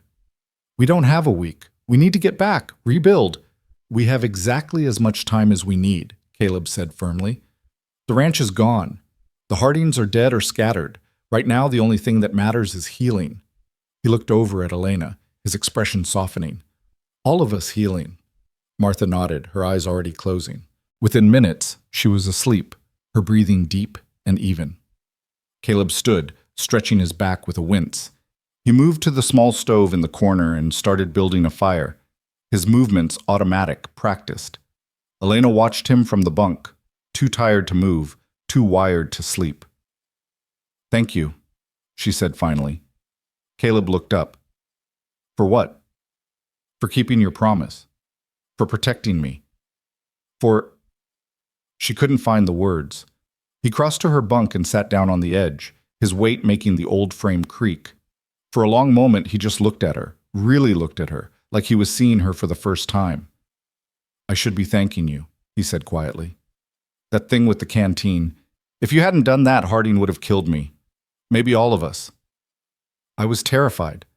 "I know, but you did it anyway." His hand came up, brushing a strand of hair back from her face with surprising gentleness. "You're not the same woman I bought at that auction, Miss Marrow." "Elena," she said. "I think after everything, you can call me Elena." "Elena." He tested the name, and something in his expression shifted. "I'm glad you stayed. Glad you didn't run. I'm glad too, even though your ranch is ashes and we're hiding in a cabin in the mountains being hunted by outlaws. Former outlaws, they're dead now. Most of them. The others won't come back, not without Harding to lead them." He stood, moving back to the stove. "Get some sleep. We're safe here for now." But Elena couldn't sleep. Not yet. She lay on the bunk, staring at the rough wooden ceiling, listening to Martha's snores and the crackle of the fire and the steady sound of Caleb moving around the cabin. She'd killed a man today, had watched Jack Harding fall, had survived things that should have broken her, and somehow, impossibly, she felt more alive than she ever had in Boston, teaching at a girls' academy, living a safe, predictable life. The frontier had tried to destroy her. Instead, it had forged her into something stronger, something harder, something capable of throwing a canteen at a killer and living to tell about it. Outside, the sun was setting over the mountains, painting the sky in shades of crimson and gold. And in the small cabin, 3 survivors rested, healing, preparing for whatever came next. The first rays of dawn filtered through the cabin's single window, casting pale gold across the rough wooden floor. Elena woke to the smell of coffee and the quiet murmur of voices. For a disoriented moment, she couldn't remember where she was. Then memory returned in a rush. The firefight, Jack Harding's body, the desperate ride to this mountain refuge. She sat up slowly, every muscle in her body protesting. Through the dim light, she could see Caleb standing by the window, talking in low tones with someone. As her eyes adjusted, she recognized Marshal Cobb, his weathered face grave in the early morning light. "How long has he been here?" Elena asked, her voice rough from sleep. Both men turned. Caleb's expression was unreadable, but there was something in his eyes, relief, maybe, or concern. "About an hour. Tom found him in Promise Creek yesterday evening, brought him up at first light." Marshal Cobb moved closer, his hat in his hands. "Miss Marrow, glad to see you're alive. Tom told me what happened at the ranch." "And what happened in the ravine," Caleb added. "I sent Tom back down at dawn to guide the marshal up. We needed official witness to Harding's death." Elena stood, wrapping the blanket around her shoulders against the mountain chill. So it's really over? The immediate threat is over, Cobb said carefully. We found Harding's body, along with the other two. The surviving gang members scattered. We've got deputies tracking them, but my guess is they'll leave the territory entirely now that their leader's dead. He paused, studying her face. You did well, Miss Marrow. Better than most seasoned fighters would have in your position. I did what I had to do. That's usually how it works out here. The marshal turned to Caleb. I've got paperwork for you both. Witness statements about the raid on your ranch, about the firefight. The territorial governor will want a full accounting. Later, Caleb said, Martha's ankle needs proper medical attention, and we all need real rest. Your paperwork can wait a day or two. Cobb nodded, accepting this. Fair enough. But there's something else you should know. He reached into his coat and pulled out a folded telegram. This came for Miss Marrow 3 days ago. Been sitting in the Promise Creek telegraph office. Figured you'd want to see it. Elena took the telegram with trembling hands. She unfolded it, scanning the words once, then again, her eyes filling with tears. The telegram was from her father. He was alive. More than alive. He'd been searching for her frantically ever since word reached Boston about the stagecoach raid. He'd contacted the territorial authorities, hired private investigators, pulled every string he had to find her. And now that the marshal had sent word she was safe, he was making arrangements to bring her home. He wants me to come back to Boston, Elena said quietly. He's arranged safe passage, military escort the entire way. He says, her voice broke. He says he can't lose me too. Not after Mother. The cabin fell silent. Martha, who'd woken during the conversation, watched from her bunk with sympathetic eyes. Marshal Cobb shifted uncomfortably, and Caleb stood very still, his face carefully blank. That's good news, Martha said finally, her voice gentle. Your father loves you. He wants you safe. Yes, it's good news. Elena folded the telegram carefully, her hands moving with mechanical precision. When can I leave, Marshal? I can have you on a stage to Tucson by tomorrow evening. From there, the military escort will take you to the railroad. You'll be in Boston within 2 weeks. Cobb glanced at Caleb, then back to Elena. Unless you want to stay longer, get your strength back? No, the sooner I go, the better. For everyone. Elena couldn't bring herself to look at Caleb. I've brought nothing but trouble to these people. They deserve to rebuild their lives without me. That's not... Martha started, but Caleb cut her off. If that's what Miss Marrow wants, then that's what we'll arrange. His voice was flat, emotionless. Marshal, we'll ride down with you this afternoon. Get the statements done. Get Elena on that stage. Caleb, Martha tried again. It's settled. Caleb turned away, moving to gather his gear. I'll get the horses ready. He left the cabin, the door closing behind him with quiet finality. Elena stood there holding the telegram, feeling like something inside her chest was cracking apart. Marshal Cobb cleared his throat. I'll, go help Holt with those horses. Give you ladies some privacy. After he left, Martha swung her legs carefully off the bunk, wincing as her injured ankle touched the floor. She hobbled over to Elena, her sharp eyes seeing far too much. You don't want to go, do you? I don't know what I want. Elena sank onto a chair, the telegram still clutched in her hand. My father needs me. He's been worried sick, and he's right. I've nearly died multiple times in the past 2 weeks. Boston is safe, civilized, everything I thought I wanted. But I'm not the same person who left Boston. That woman wanted safety and predictability and a nice, controlled life teaching literature to girls who'd never face anything more challenging than choosing the right dinner fork. Elena looked up at Martha. I killed a man yesterday. I threw a canteen at an outlaw and watched Caleb shoot him dead. And the thing that terrifies me most is that I don't regret it. I'd do it again in a heartbeat. Martha sat down beside her, taking her hand.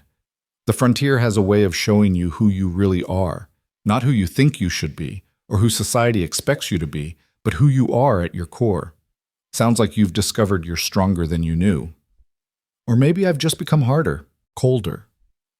There's a difference between hard and strong, honey. Hard is what happens when you let the world beat the feeling out of you. Strong is what happens when you face the world and refuse to break.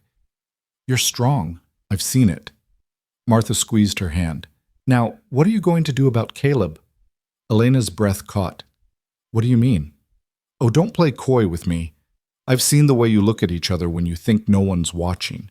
I've seen how he positions himself between you and danger without even thinking about it. I've seen how you trusted him with your life in that ravine. Martha's expression softened. That man cares about you, Elena. More than he wants to admit, probably more than he knows how to handle. He paid $100 for me at an auction. He sees me as a responsibility, someone to protect. That's not what? Martha's laugh was sharp. Love? Girl, love looks different out here than it does in your Boston parlors. It's not about pretty words and flowers and calling cards. It's about standing between someone and death. It's about rebuilding a life from ashes. It's about choosing someone every single day, even when it's hard. Especially when it's hard. He hasn't said anything. Because he thinks you deserve better than a burned-out ranch and a man with more scars than softness. Because he thinks Boston and your father and that safe, civilized life are what's best for you. Martha stood, testing her weight on her injured ankle. But maybe that's not his decision to make. Maybe it's yours. Elena sat there long after Martha hobbled back to her bunk, the telegram in her lap, her mind churning with impossible choices. She thought about her father, alone in that big house in Boston, waiting for news of his only daughter. She thought about the classroom she'd never taught in, the future she'd planned so carefully. She thought about safety and civilization and everything she'd once believed she wanted. Then she thought about Caleb's hands, scarred and gentle, teaching her to shoot. Thought about Martha's sharp wit and sharper aim, standing beside her in the burning ranch house. Thought about the moment in the ravine when she'd thrown that canteen, when she'd chosen to fight instead of freeze. Thought about who she'd become in these brutal, beautiful weeks. The sun climbed higher, burning off the mountain mist. Caleb and the marshal returned with the horses ready. They rode down from the mountains in silence, Martha managing despite her ankle, Elena lost in thought, Caleb's face carved from stone. The ride to Promise Creek took most of the day. The town was larger than Elena expected, perhaps 200 people, with a main street that boasted a general store, a saloon, a boarding house, and the marshal's office. People stopped to stare as they rode through, word of the firefight having clearly spread. They stopped at the doctor's office first, a neat building with painted shutters. The doctor, an older man with kind eyes and capable hands, examined Martha's ankle while Caleb and Elena waited outside. "She'll be fine," he pronounced after 20 minutes. "Needs rest and elevation for a week or two, but she'll heal clean. You're lucky it wasn't broken." Martha emerged on crutches, looking disgruntled. 2 weeks off my feet. 2 weeks! I'll go mad." "You'll follow doctor's orders," Caleb said firmly. "I'll arrange a room at the boarding house for you. Elena can stay there too until the stage leaves tomorrow." "And where will you stay?" "Marshall's office has a spare room. I'll be fine." They walked slowly to the boarding house, a cheerful yellow building run by a widow named Mrs. Chen, no relation to Elena's housekeeper in Boston, but the coincidence made Elena smile through her sadness. Mrs. Chen fussed over them, settling Martha and Elena into adjacent rooms with clean sheets and promises of hot baths and good food. "You look half-starved, both of you," she declared. "Dinner at 6, and I won't hear any arguments."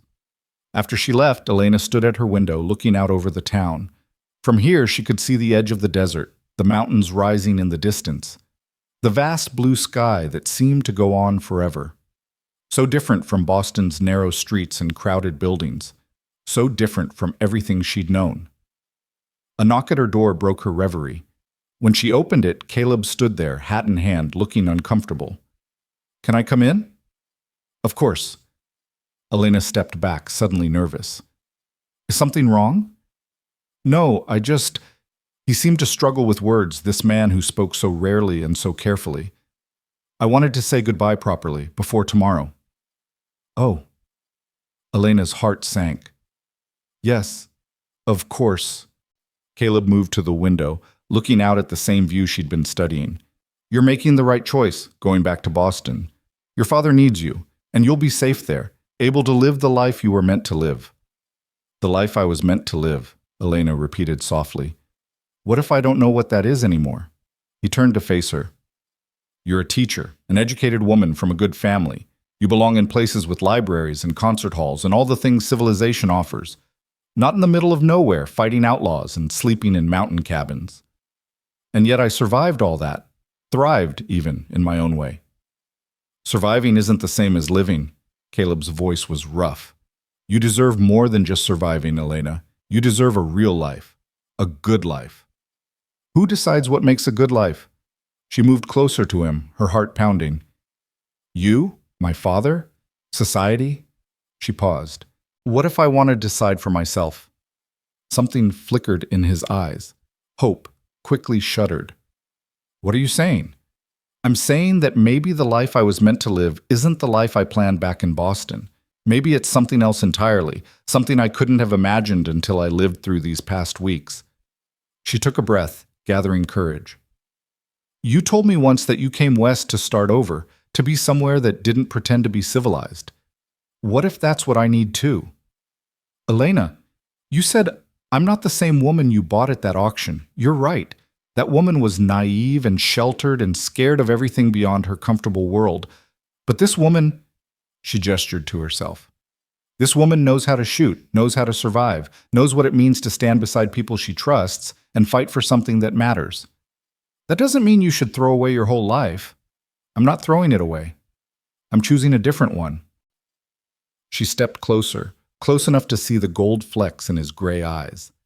Unless you don't want me to stay, unless protecting me was just an obligation, and now that the danger's passed, you'd prefer I leave. You know that's not... He stopped, his jaw working. You deserve someone better than me.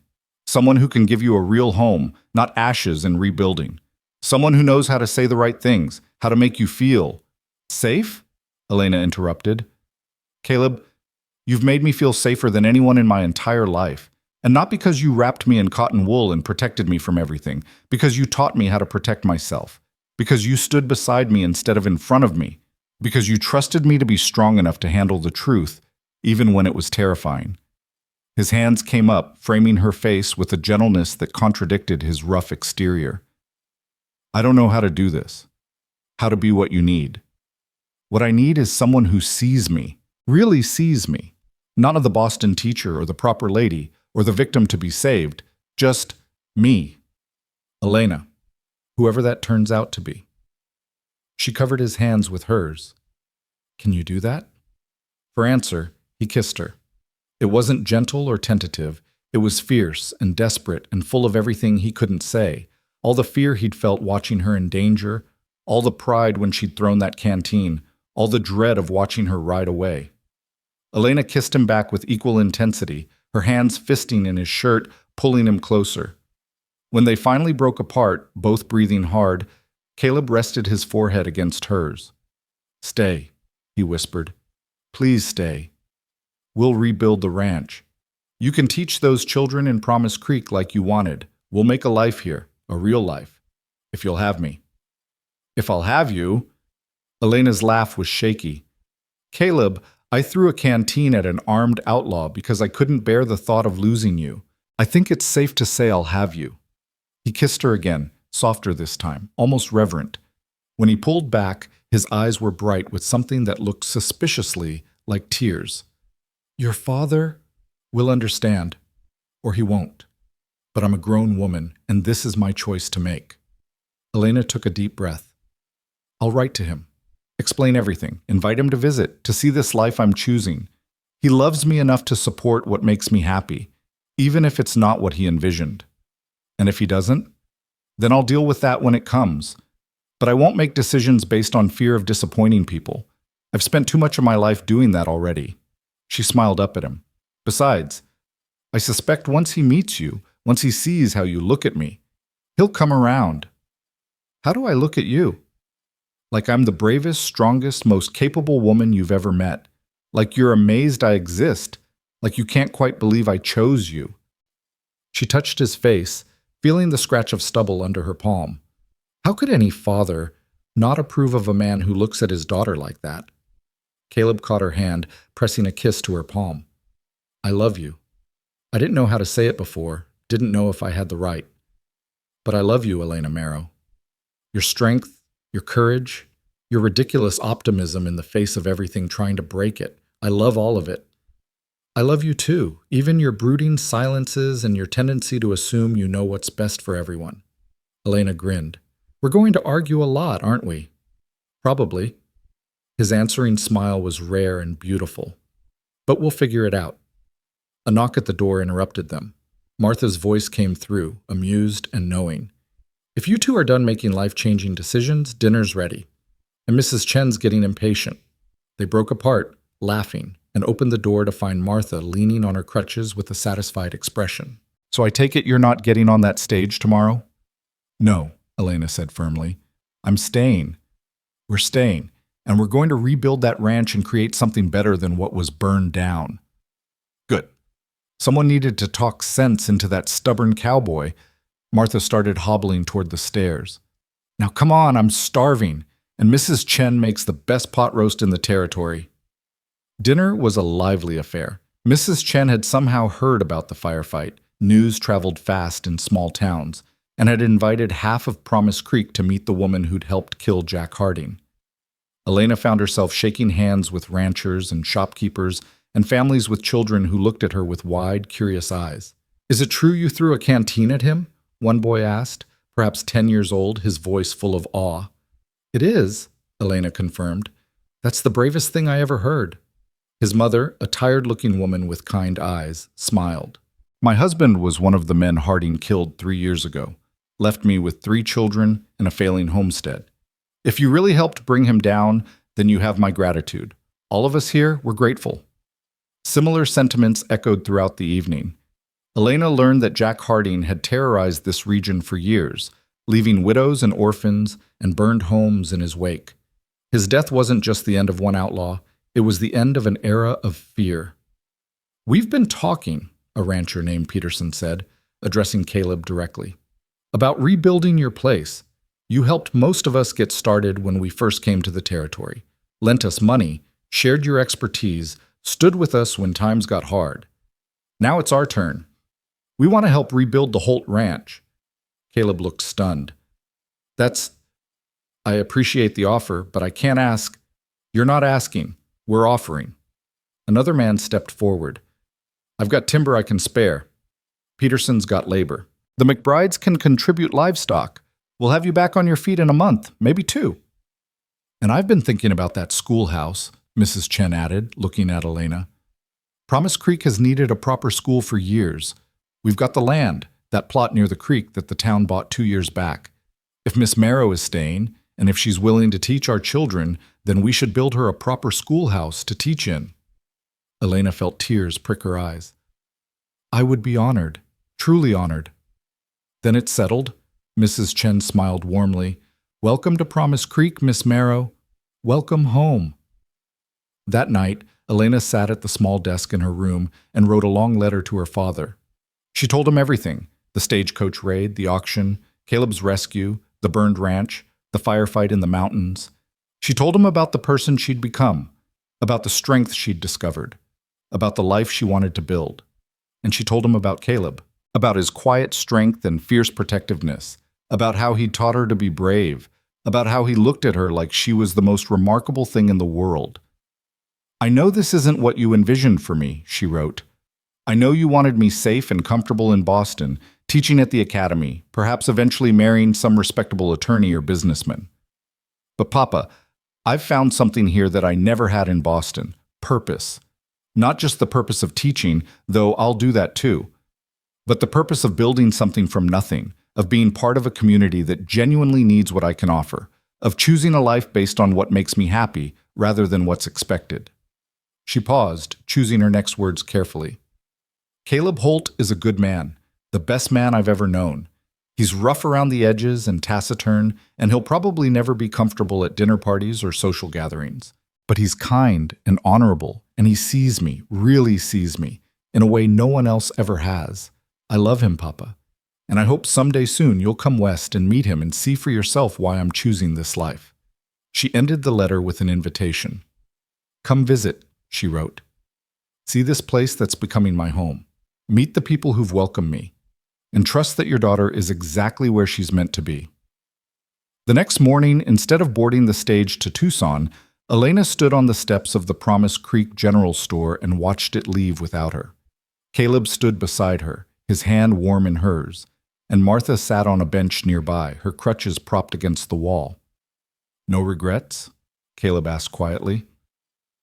Elena looked around at the town, at the children playing in the street, at the ranchers loading supplies, at the mountains rising in the distance against that impossibly blue sky. She thought about the classroom she'd never teach in Boston, the life she'd never live, and she felt only a sense of rightness, of pieces falling into place. "No regrets," she said. "Only possibilities." Over the following weeks, those possibilities began to take shape. True to their word, the people of Promise Creek rallied to rebuild the Holt Ranch. Men arrived with timber and tools, women brought food and supplies, and slowly, steadily, the ranch rose from its ashes. The new house was smaller than the old one, more practical, but it was built with the hands and hearts of a grateful community. Elena threw herself into planning the schoolhouse. She worked with Mrs. Chen and the other mothers to design a building that would serve the children's needs, a large main room for classes, a smaller room for storing supplies and books, windows positioned to provide good light for reading. The town carpenter, a quiet man named Hendricks, donated his labor, and by late summer, the schoolhouse stood complete on its plot of land near the creek. Elena's first class consisted of 15 children ranging in age from 6 to 14. They were a rough crew, most barely literate, all of them sun-browned and wary of this Eastern lady who'd come to teach them. But Elena had learned a thing or two about earning trust and respect. She was firm but fair, demanding their best while understanding their realities. She taught them reading and writing and arithmetic, but also critical thinking and debate and the power of stories to make sense of the world. Within a month, even the most skeptical parents had to admit that Miss Marrow was exactly what their children needed. In September, a letter arrived from Boston. Elena opened it with trembling hands, unsure what she'd find. But her father's words, while expressing concern and confusion, also held understanding and love. "My dear Elena," he wrote, "your letter both frightened and amazed me. Frightened because I cannot imagine the dangers you faced. Amazed because I see in your words a strength and certainty I've never heard from you before. You were always a dutiful daughter, always eager to please, but perhaps too willing to let others decide your path. This woman who threw a canteen at an outlaw, who stood beside a cowboy in a mountain firefight, who chose love over safety. This is a woman making her own decisions. And as your father, how can I do anything but support that?" He continued, "I confess I am curious about this Caleb Holt, who has won my daughter's heart. Any man who can inspire such devotion must have considerable qualities. I'm making arrangements to visit this winter, business permitting. I want to meet him, see this life you're building, assure myself that my daughter is truly as happy as her letters suggest. Until then, know that you have my love and my blessing. Your mother would be proud of the woman you've become. I know I am." Elena read the letter twice, then carried it to the ranch where Caleb was working with Miguel to repair a section of fence. She handed it to him without a word, watching his face as he read. "He wants to visit," Caleb said finally, a note of apprehension in his voice. "He does. And he gives us his blessing." Elena took the letter back. "He'll like you, Caleb. Once he sees how happy I am, how good you are to me, he'll like you. I'm not much good at impressing attorneys from Boston. Good thing you only need to impress one then, and I suspect he'll be more interested in your character than your social graces." She smiled. "Besides, after everything we've been through, meeting my father should be easy. I faced down the Harding gang with less nervousness. At least my father won't shoot at you."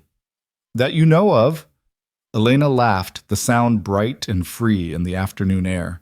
Around them, the ranch was coming back to life. New fences, new buildings, new hope. In the distance, she could see the schoolhouse, her schoolhouse, where tomorrow she'd teach children about literature and mathematics and the vast possibilities of their futures. This was nothing like the life she'd planned in Boston. It was harder, rougher, filled with uncertainty and challenges. But it was hers. Built with her own hands, chosen with her own heart, lived on her own terms. And standing there in the Arizona sun, Caleb's hand finding hers, Elena Marrow couldn't imagine wanting anything else. Winter arrived in Arizona with a gentleness that still surprised Elena, even after months of calling this place home. The desert didn't freeze like Boston. Instead, it simply cooled, the brutal heat giving way to crisp mornings and mild afternoons. The mountains wore caps of snow, and occasionally frost would glitter on the ranch fences at dawn, but by midday the sun would burn it away, leaving only memory. Elena stood on the porch of the rebuilt ranch house, a shawl wrapped around her shoulders against the December chill, watching the road that wound down from Promise Creek. Her father was due to arrive today, having sent a telegram 3 days prior announcing his imminent visit. Beside her, Caleb leaned against the porch railing, trying and failing to look relaxed. "Stop fidgeting," Elena said, reaching over to still his hands. "He's gonna love you." "I'm not fidgeting." "You've checked your pocket watch 4 times in the last 10 minutes. Caleb had the grace to look sheepish. "I've faced down armed outlaws with less anxiety than this." "Because outlaws are predictable. Fathers are not." Elena squeezed his hand. "But you have nothing to worry about. I've told him everything, about how you saved me, protected me, taught me to be strong. He already respects you, Caleb. This visit is just about putting a face to the name. And making sure I'm good enough for his daughter." "Well, that too." Elena's smile was gentle. "Are you good enough for me?" "No," Caleb said honestly, "but I'm going to spend the rest of my life trying to be." Martha emerged from the house carrying a tray of coffee and fresh biscuits. Her ankle had healed well, though she still favored it slightly on cold mornings. She'd moved into the new house's housekeeper quarters without hesitation, declaring that someone needed to keep an eye on them both. "Still no sign of him?" she asked, setting the tray on a small table. "Not yet. The stage from Tucson isn't due for another hour." Elena accepted a cup of coffee gratefully, though I suspect Caleb would prefer it if the stage broke down entirely. "I would not." "You absolutely would," Martha said, taking a biscuit. "But it'll be fine. Your father came all this way because he loves you and wants to see you happy, and anyone with eyes can see how happy you are." It was true. Elena had never been happier, though happy seemed too small a word for what she felt. Content, perhaps. Fulfilled. She woke each morning to Caleb's quiet presence, to the sound of horses in the corral and the distant lowing of cattle. She spent her days teaching children who soaked up knowledge like the desert soaked up rain. She spent her evenings on this porch, watching the sunset paint the mountains in impossible colors, planning lessons and discussing ranch business, and simply existing beside the man she loved. The life she'd built here bore no resemblance to the life she'd imagined in Boston. It was harder, certainly. Her hands bore calluses now from helping with ranch work, and her dresses were simpler, more practical. But it was real in a way her Boston life had never been. Every accomplishment here was earned, every relationship forged through shared struggle and triumph. "There," Martha pointed to the road. A cloud of dust was rising in the distance, growing closer. "That'll be the stage." Caleb straightened, his hand automatically checking that his shirt was tucked in, his hair reasonably tamed. Elena bit back a smile at this evidence of his nervousness. This man who faced danger without flinching was terrified of meeting her father. The stage pulled up to the ranch 15 minutes later, the driver calling out a cheerful greeting. The door opened and Richard Marrow stepped down, looking around with undisguised curiosity. Elena's breath caught. Her father looked older than she remembered, more gray in his hair, deeper lines around his eyes. But his face lit up when he saw her, and suddenly she was running down the porch steps and into his arms, 18 years old again, needing her father's embrace. "Papa," she whispered against his shoulder. "You came." "Of course I came." Richard held her tight, his voice thick with emotion. "Did you think a little thing like 2,000 miles would keep me from my daughter?" They stood there for a long moment, Elena breathing in the familiar scent of her father's cologne, bay rum and tobacco, unchanged after all these months. When they finally separated, she saw tears in his eyes that matched her own. "Let me look at you," Richard said, holding her at arm's length. "My God, Elena, you look different," she supplied. "Radiant, strong, like you've finally grown into yourself." He smiled, though it was tinged with sadness. I've lost my little girl, haven't I? No, Papa. She just grew up. Finally. Elena turned, gesturing to the porch where Caleb and Martha waited. Come. There are people I want you to meet. Caleb had descended from the porch, standing respectfully at a distance, his hat in his hands. Elena led her father over, her heart pounding with a mixture of nervousness and pride. Papa, this is Caleb Holt. Caleb, my father, Richard Marrow. The two men regarded each other for a moment that seemed to stretch into eternity.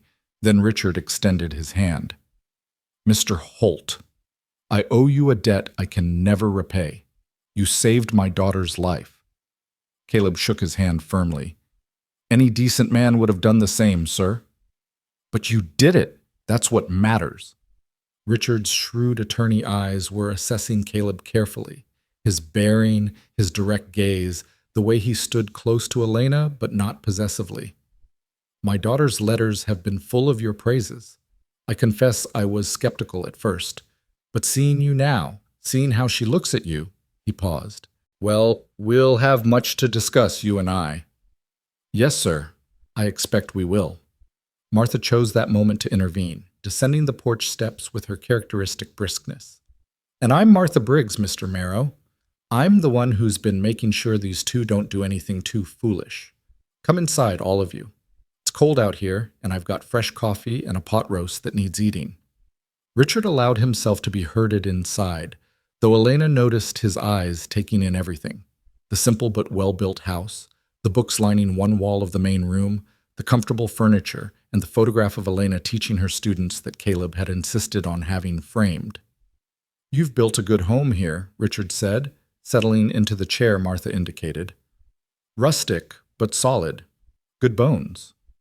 It's not Boston, Elena said, sitting across from him, Caleb beside her. No, but I suspect that's rather the point. Richard accepted a cup of coffee from Martha with a nod of thanks. Tell me about your school. Your letters mentioned 15 students? Elena's face lit up. 18 now, actually. 3 more families moved to the area and enrolled their children. We're studying American history and mathematics, and I've been introducing them to poetry. You should see them, Papa. These children who could barely read 6 months ago are now debating the merits of Whitman versus Longfellow. Sounds like you're making a real difference. I hope so. They're remarkable students, all of them, so eager to learn, despite having to help with farm work and ranch duties. One of my girls, Sarah McBride, has already read every book I brought from Boston. I've been ordering more through the catalog. Richard smiled. Your mother would have loved hearing about this. She always said you had a gift for teaching, that you could make even the dullest subject come alive. The mention of Elena's mother brought a moment of silence. Then Martha, ever practical, announced that dinner was ready and shepherded them all to the table. The meal was lively.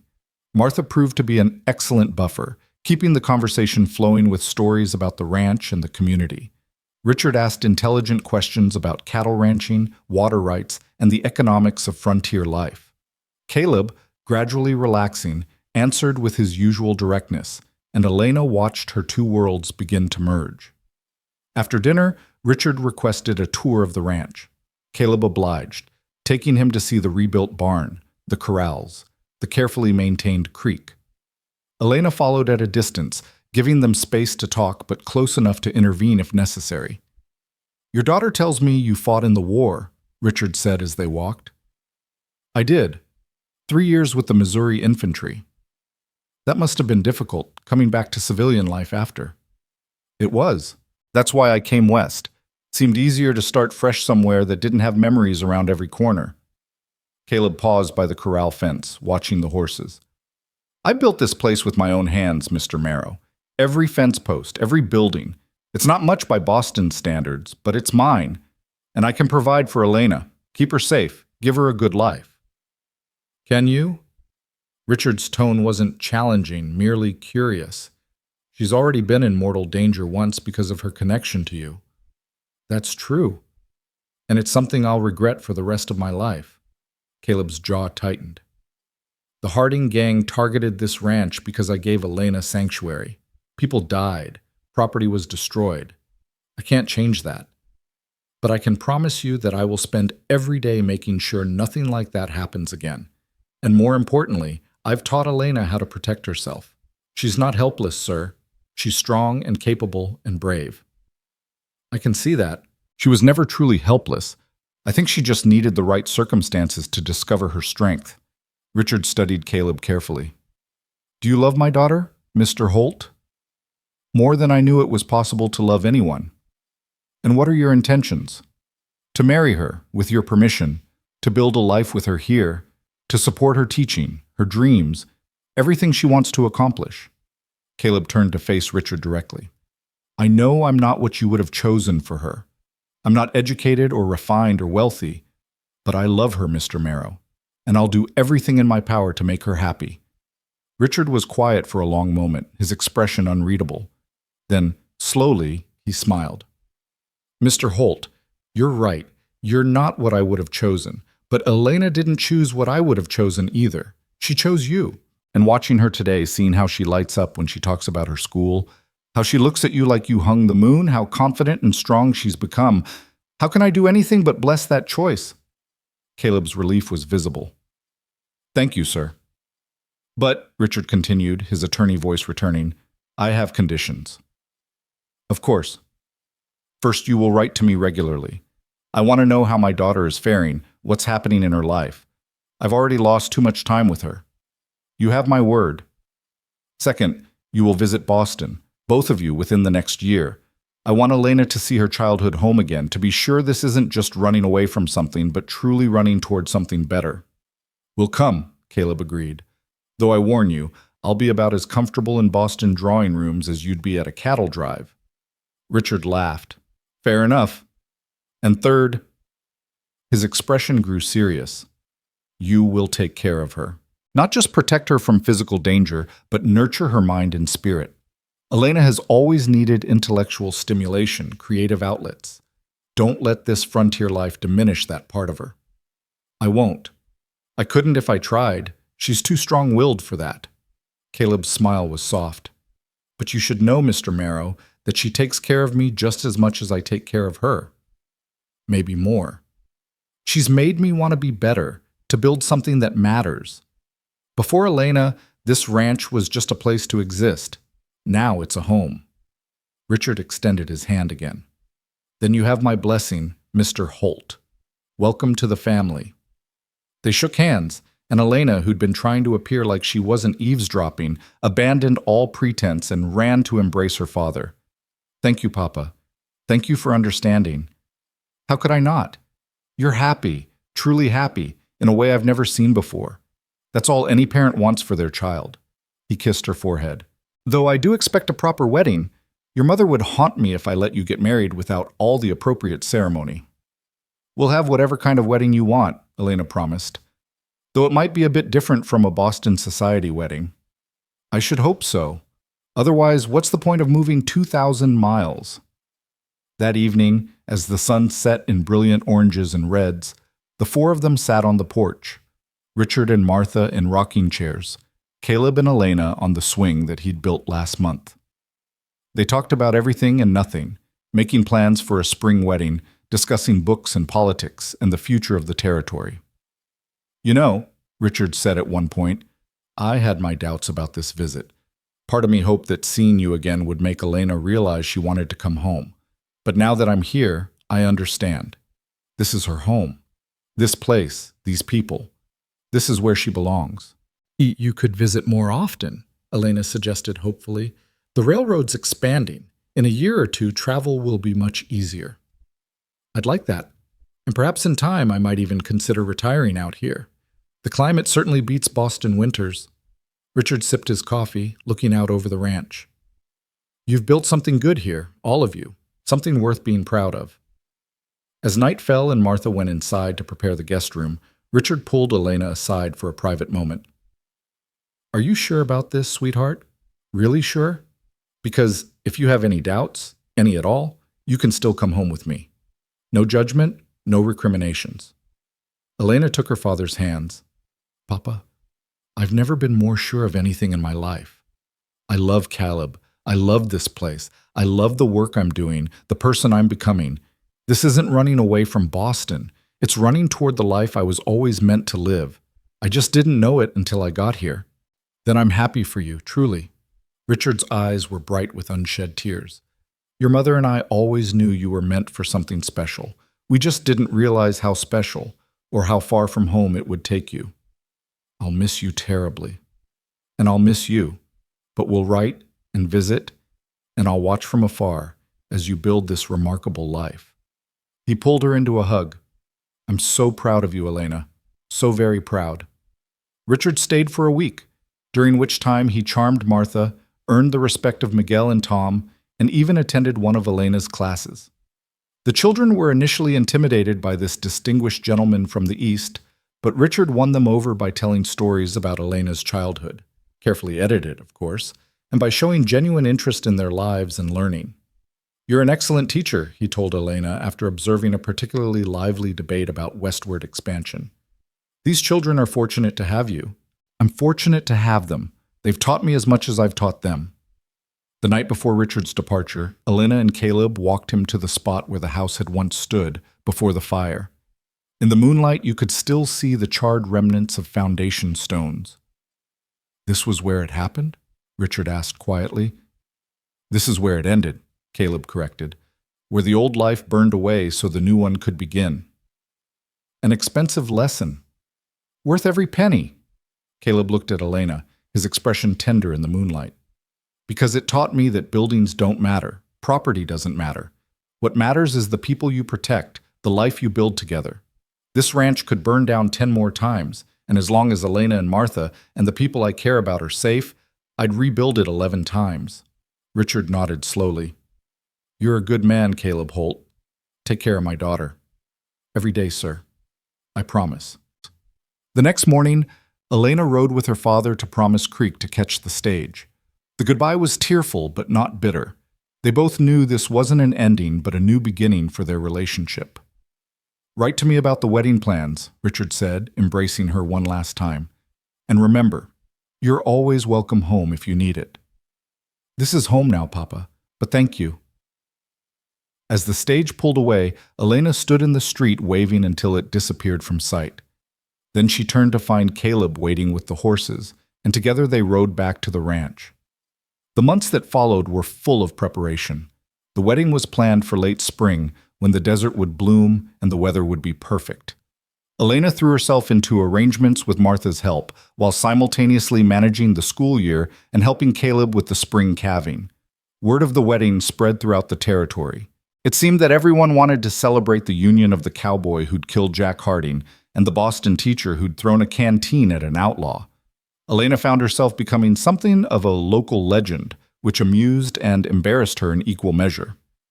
They're making us sound like characters in a dime novel, she complained to Martha one afternoon while addressing wedding invitations. You are characters in a dime novel, honey. You just happen to be real. Martha sealed another envelope. Enjoy it. Not everyone gets to be a legend while they're still alive. The guest list grew longer every day. Ranching families from across the territory, townspeople from Promise Creek, even Marshal Cobb and several of his deputies. Elena invited her students and their families, making it clear that the children were not just welcome, but essential to the celebration. After all, she told Caleb, they're part of our family now. Our extended family, the one we're building here. Caleb, who'd been skeptical about a large wedding, found himself swept up in the planning despite his best intentions. He drew the line at a morning coat. I'll wear my best suit, and that's final. But he agreed to everything else, including the arch of flowering branches that Tom and Miguel constructed near the creek. 2 weeks before the wedding, Elena received a letter from her father.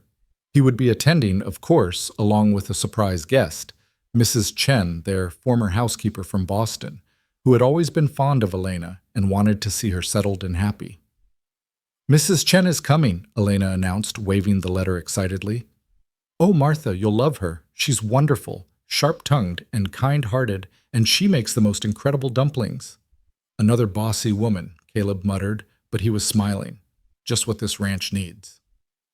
The day before the wedding, the ranch was chaos. Elena's father and Mrs. Chen arrived on the afternoon stage, along with half a dozen trunks containing Elena's wedding dress, a gift from her father, made by the finest dressmaker in Boston, and enough food supplies to feed an army. I wasn't sure what you'd have available out here, Mrs. Chen explained, immediately taking over Martha's kitchen with the older woman's amused permission. So I brought enough to be sure. The two housekeepers became fast friends, united in their determination to make sure every detail of the wedding was perfect.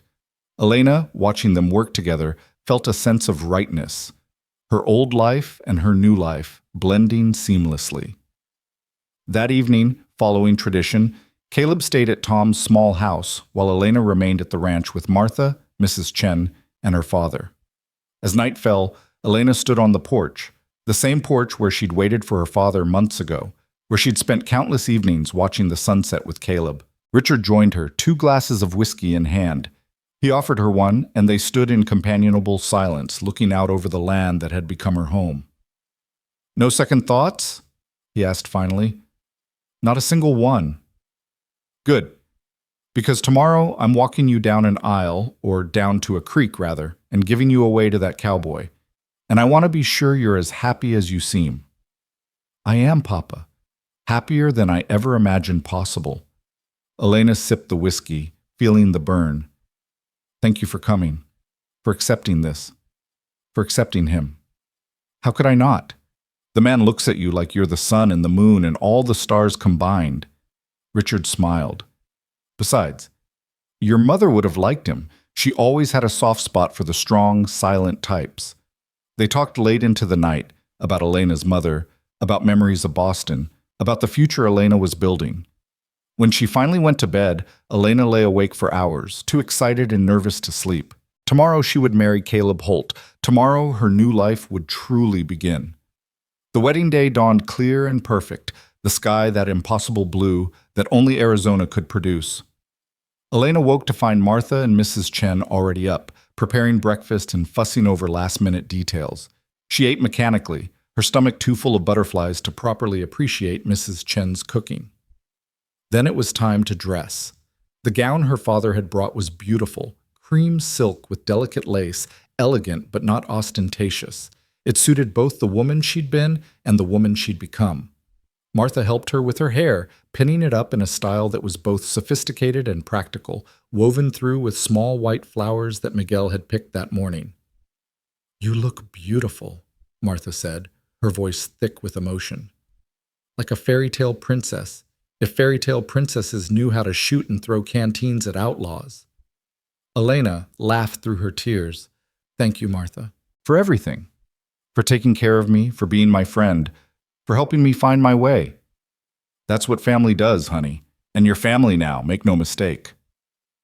At 11 o'clock, with the sun warm on her shoulders and the creek babbling nearby, Elena took her father's arm and walked toward the flowering arch where Caleb waited. The clearing was packed with people. It seemed like all of Promise Creek and half the territory had turned out.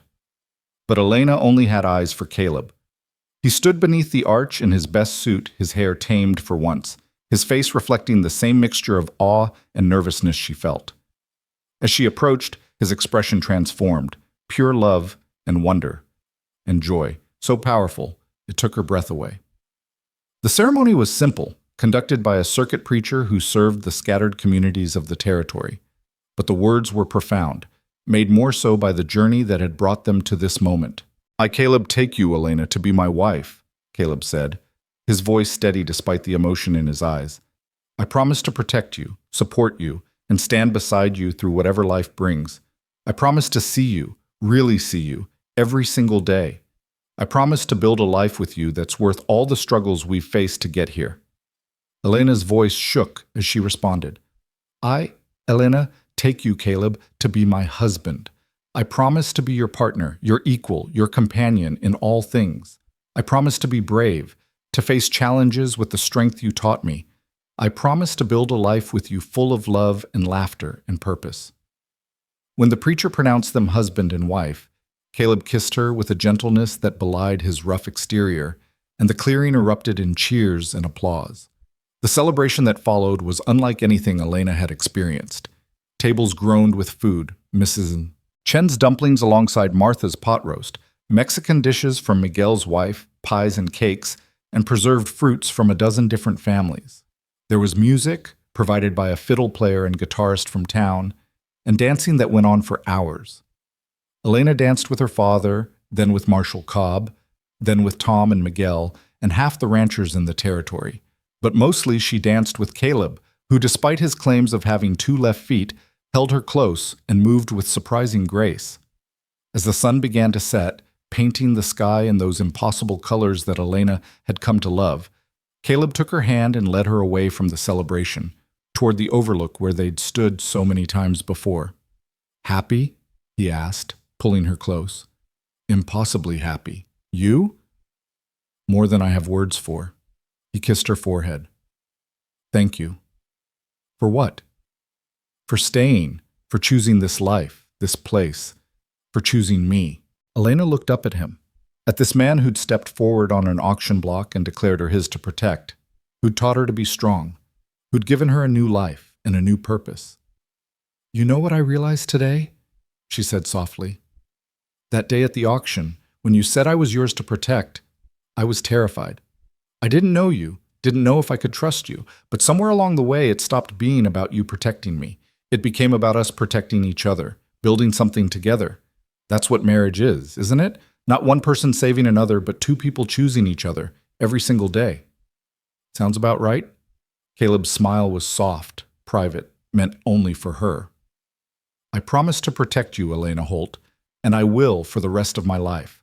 But I also promise to let you protect me, to let you be strong, to let you be exactly who you are." "Elena Holt," she repeated, testing the name. "I like the sound of that." "Good, because you're stuck with it now." They stood there as the sun set, watching the light fade from the sky, listening to the distant sounds of the celebration continuing below.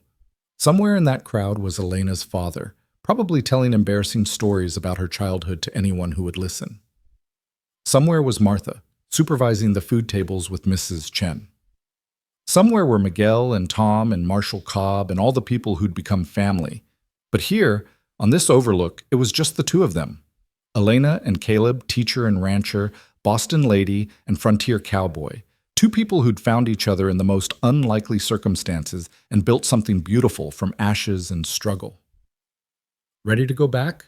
Caleb asked eventually. "Not yet. Let's stay here a little longer. Just us, the mountains, and the sunset." "Whatever you want, Mrs. Holt. Whatever you want."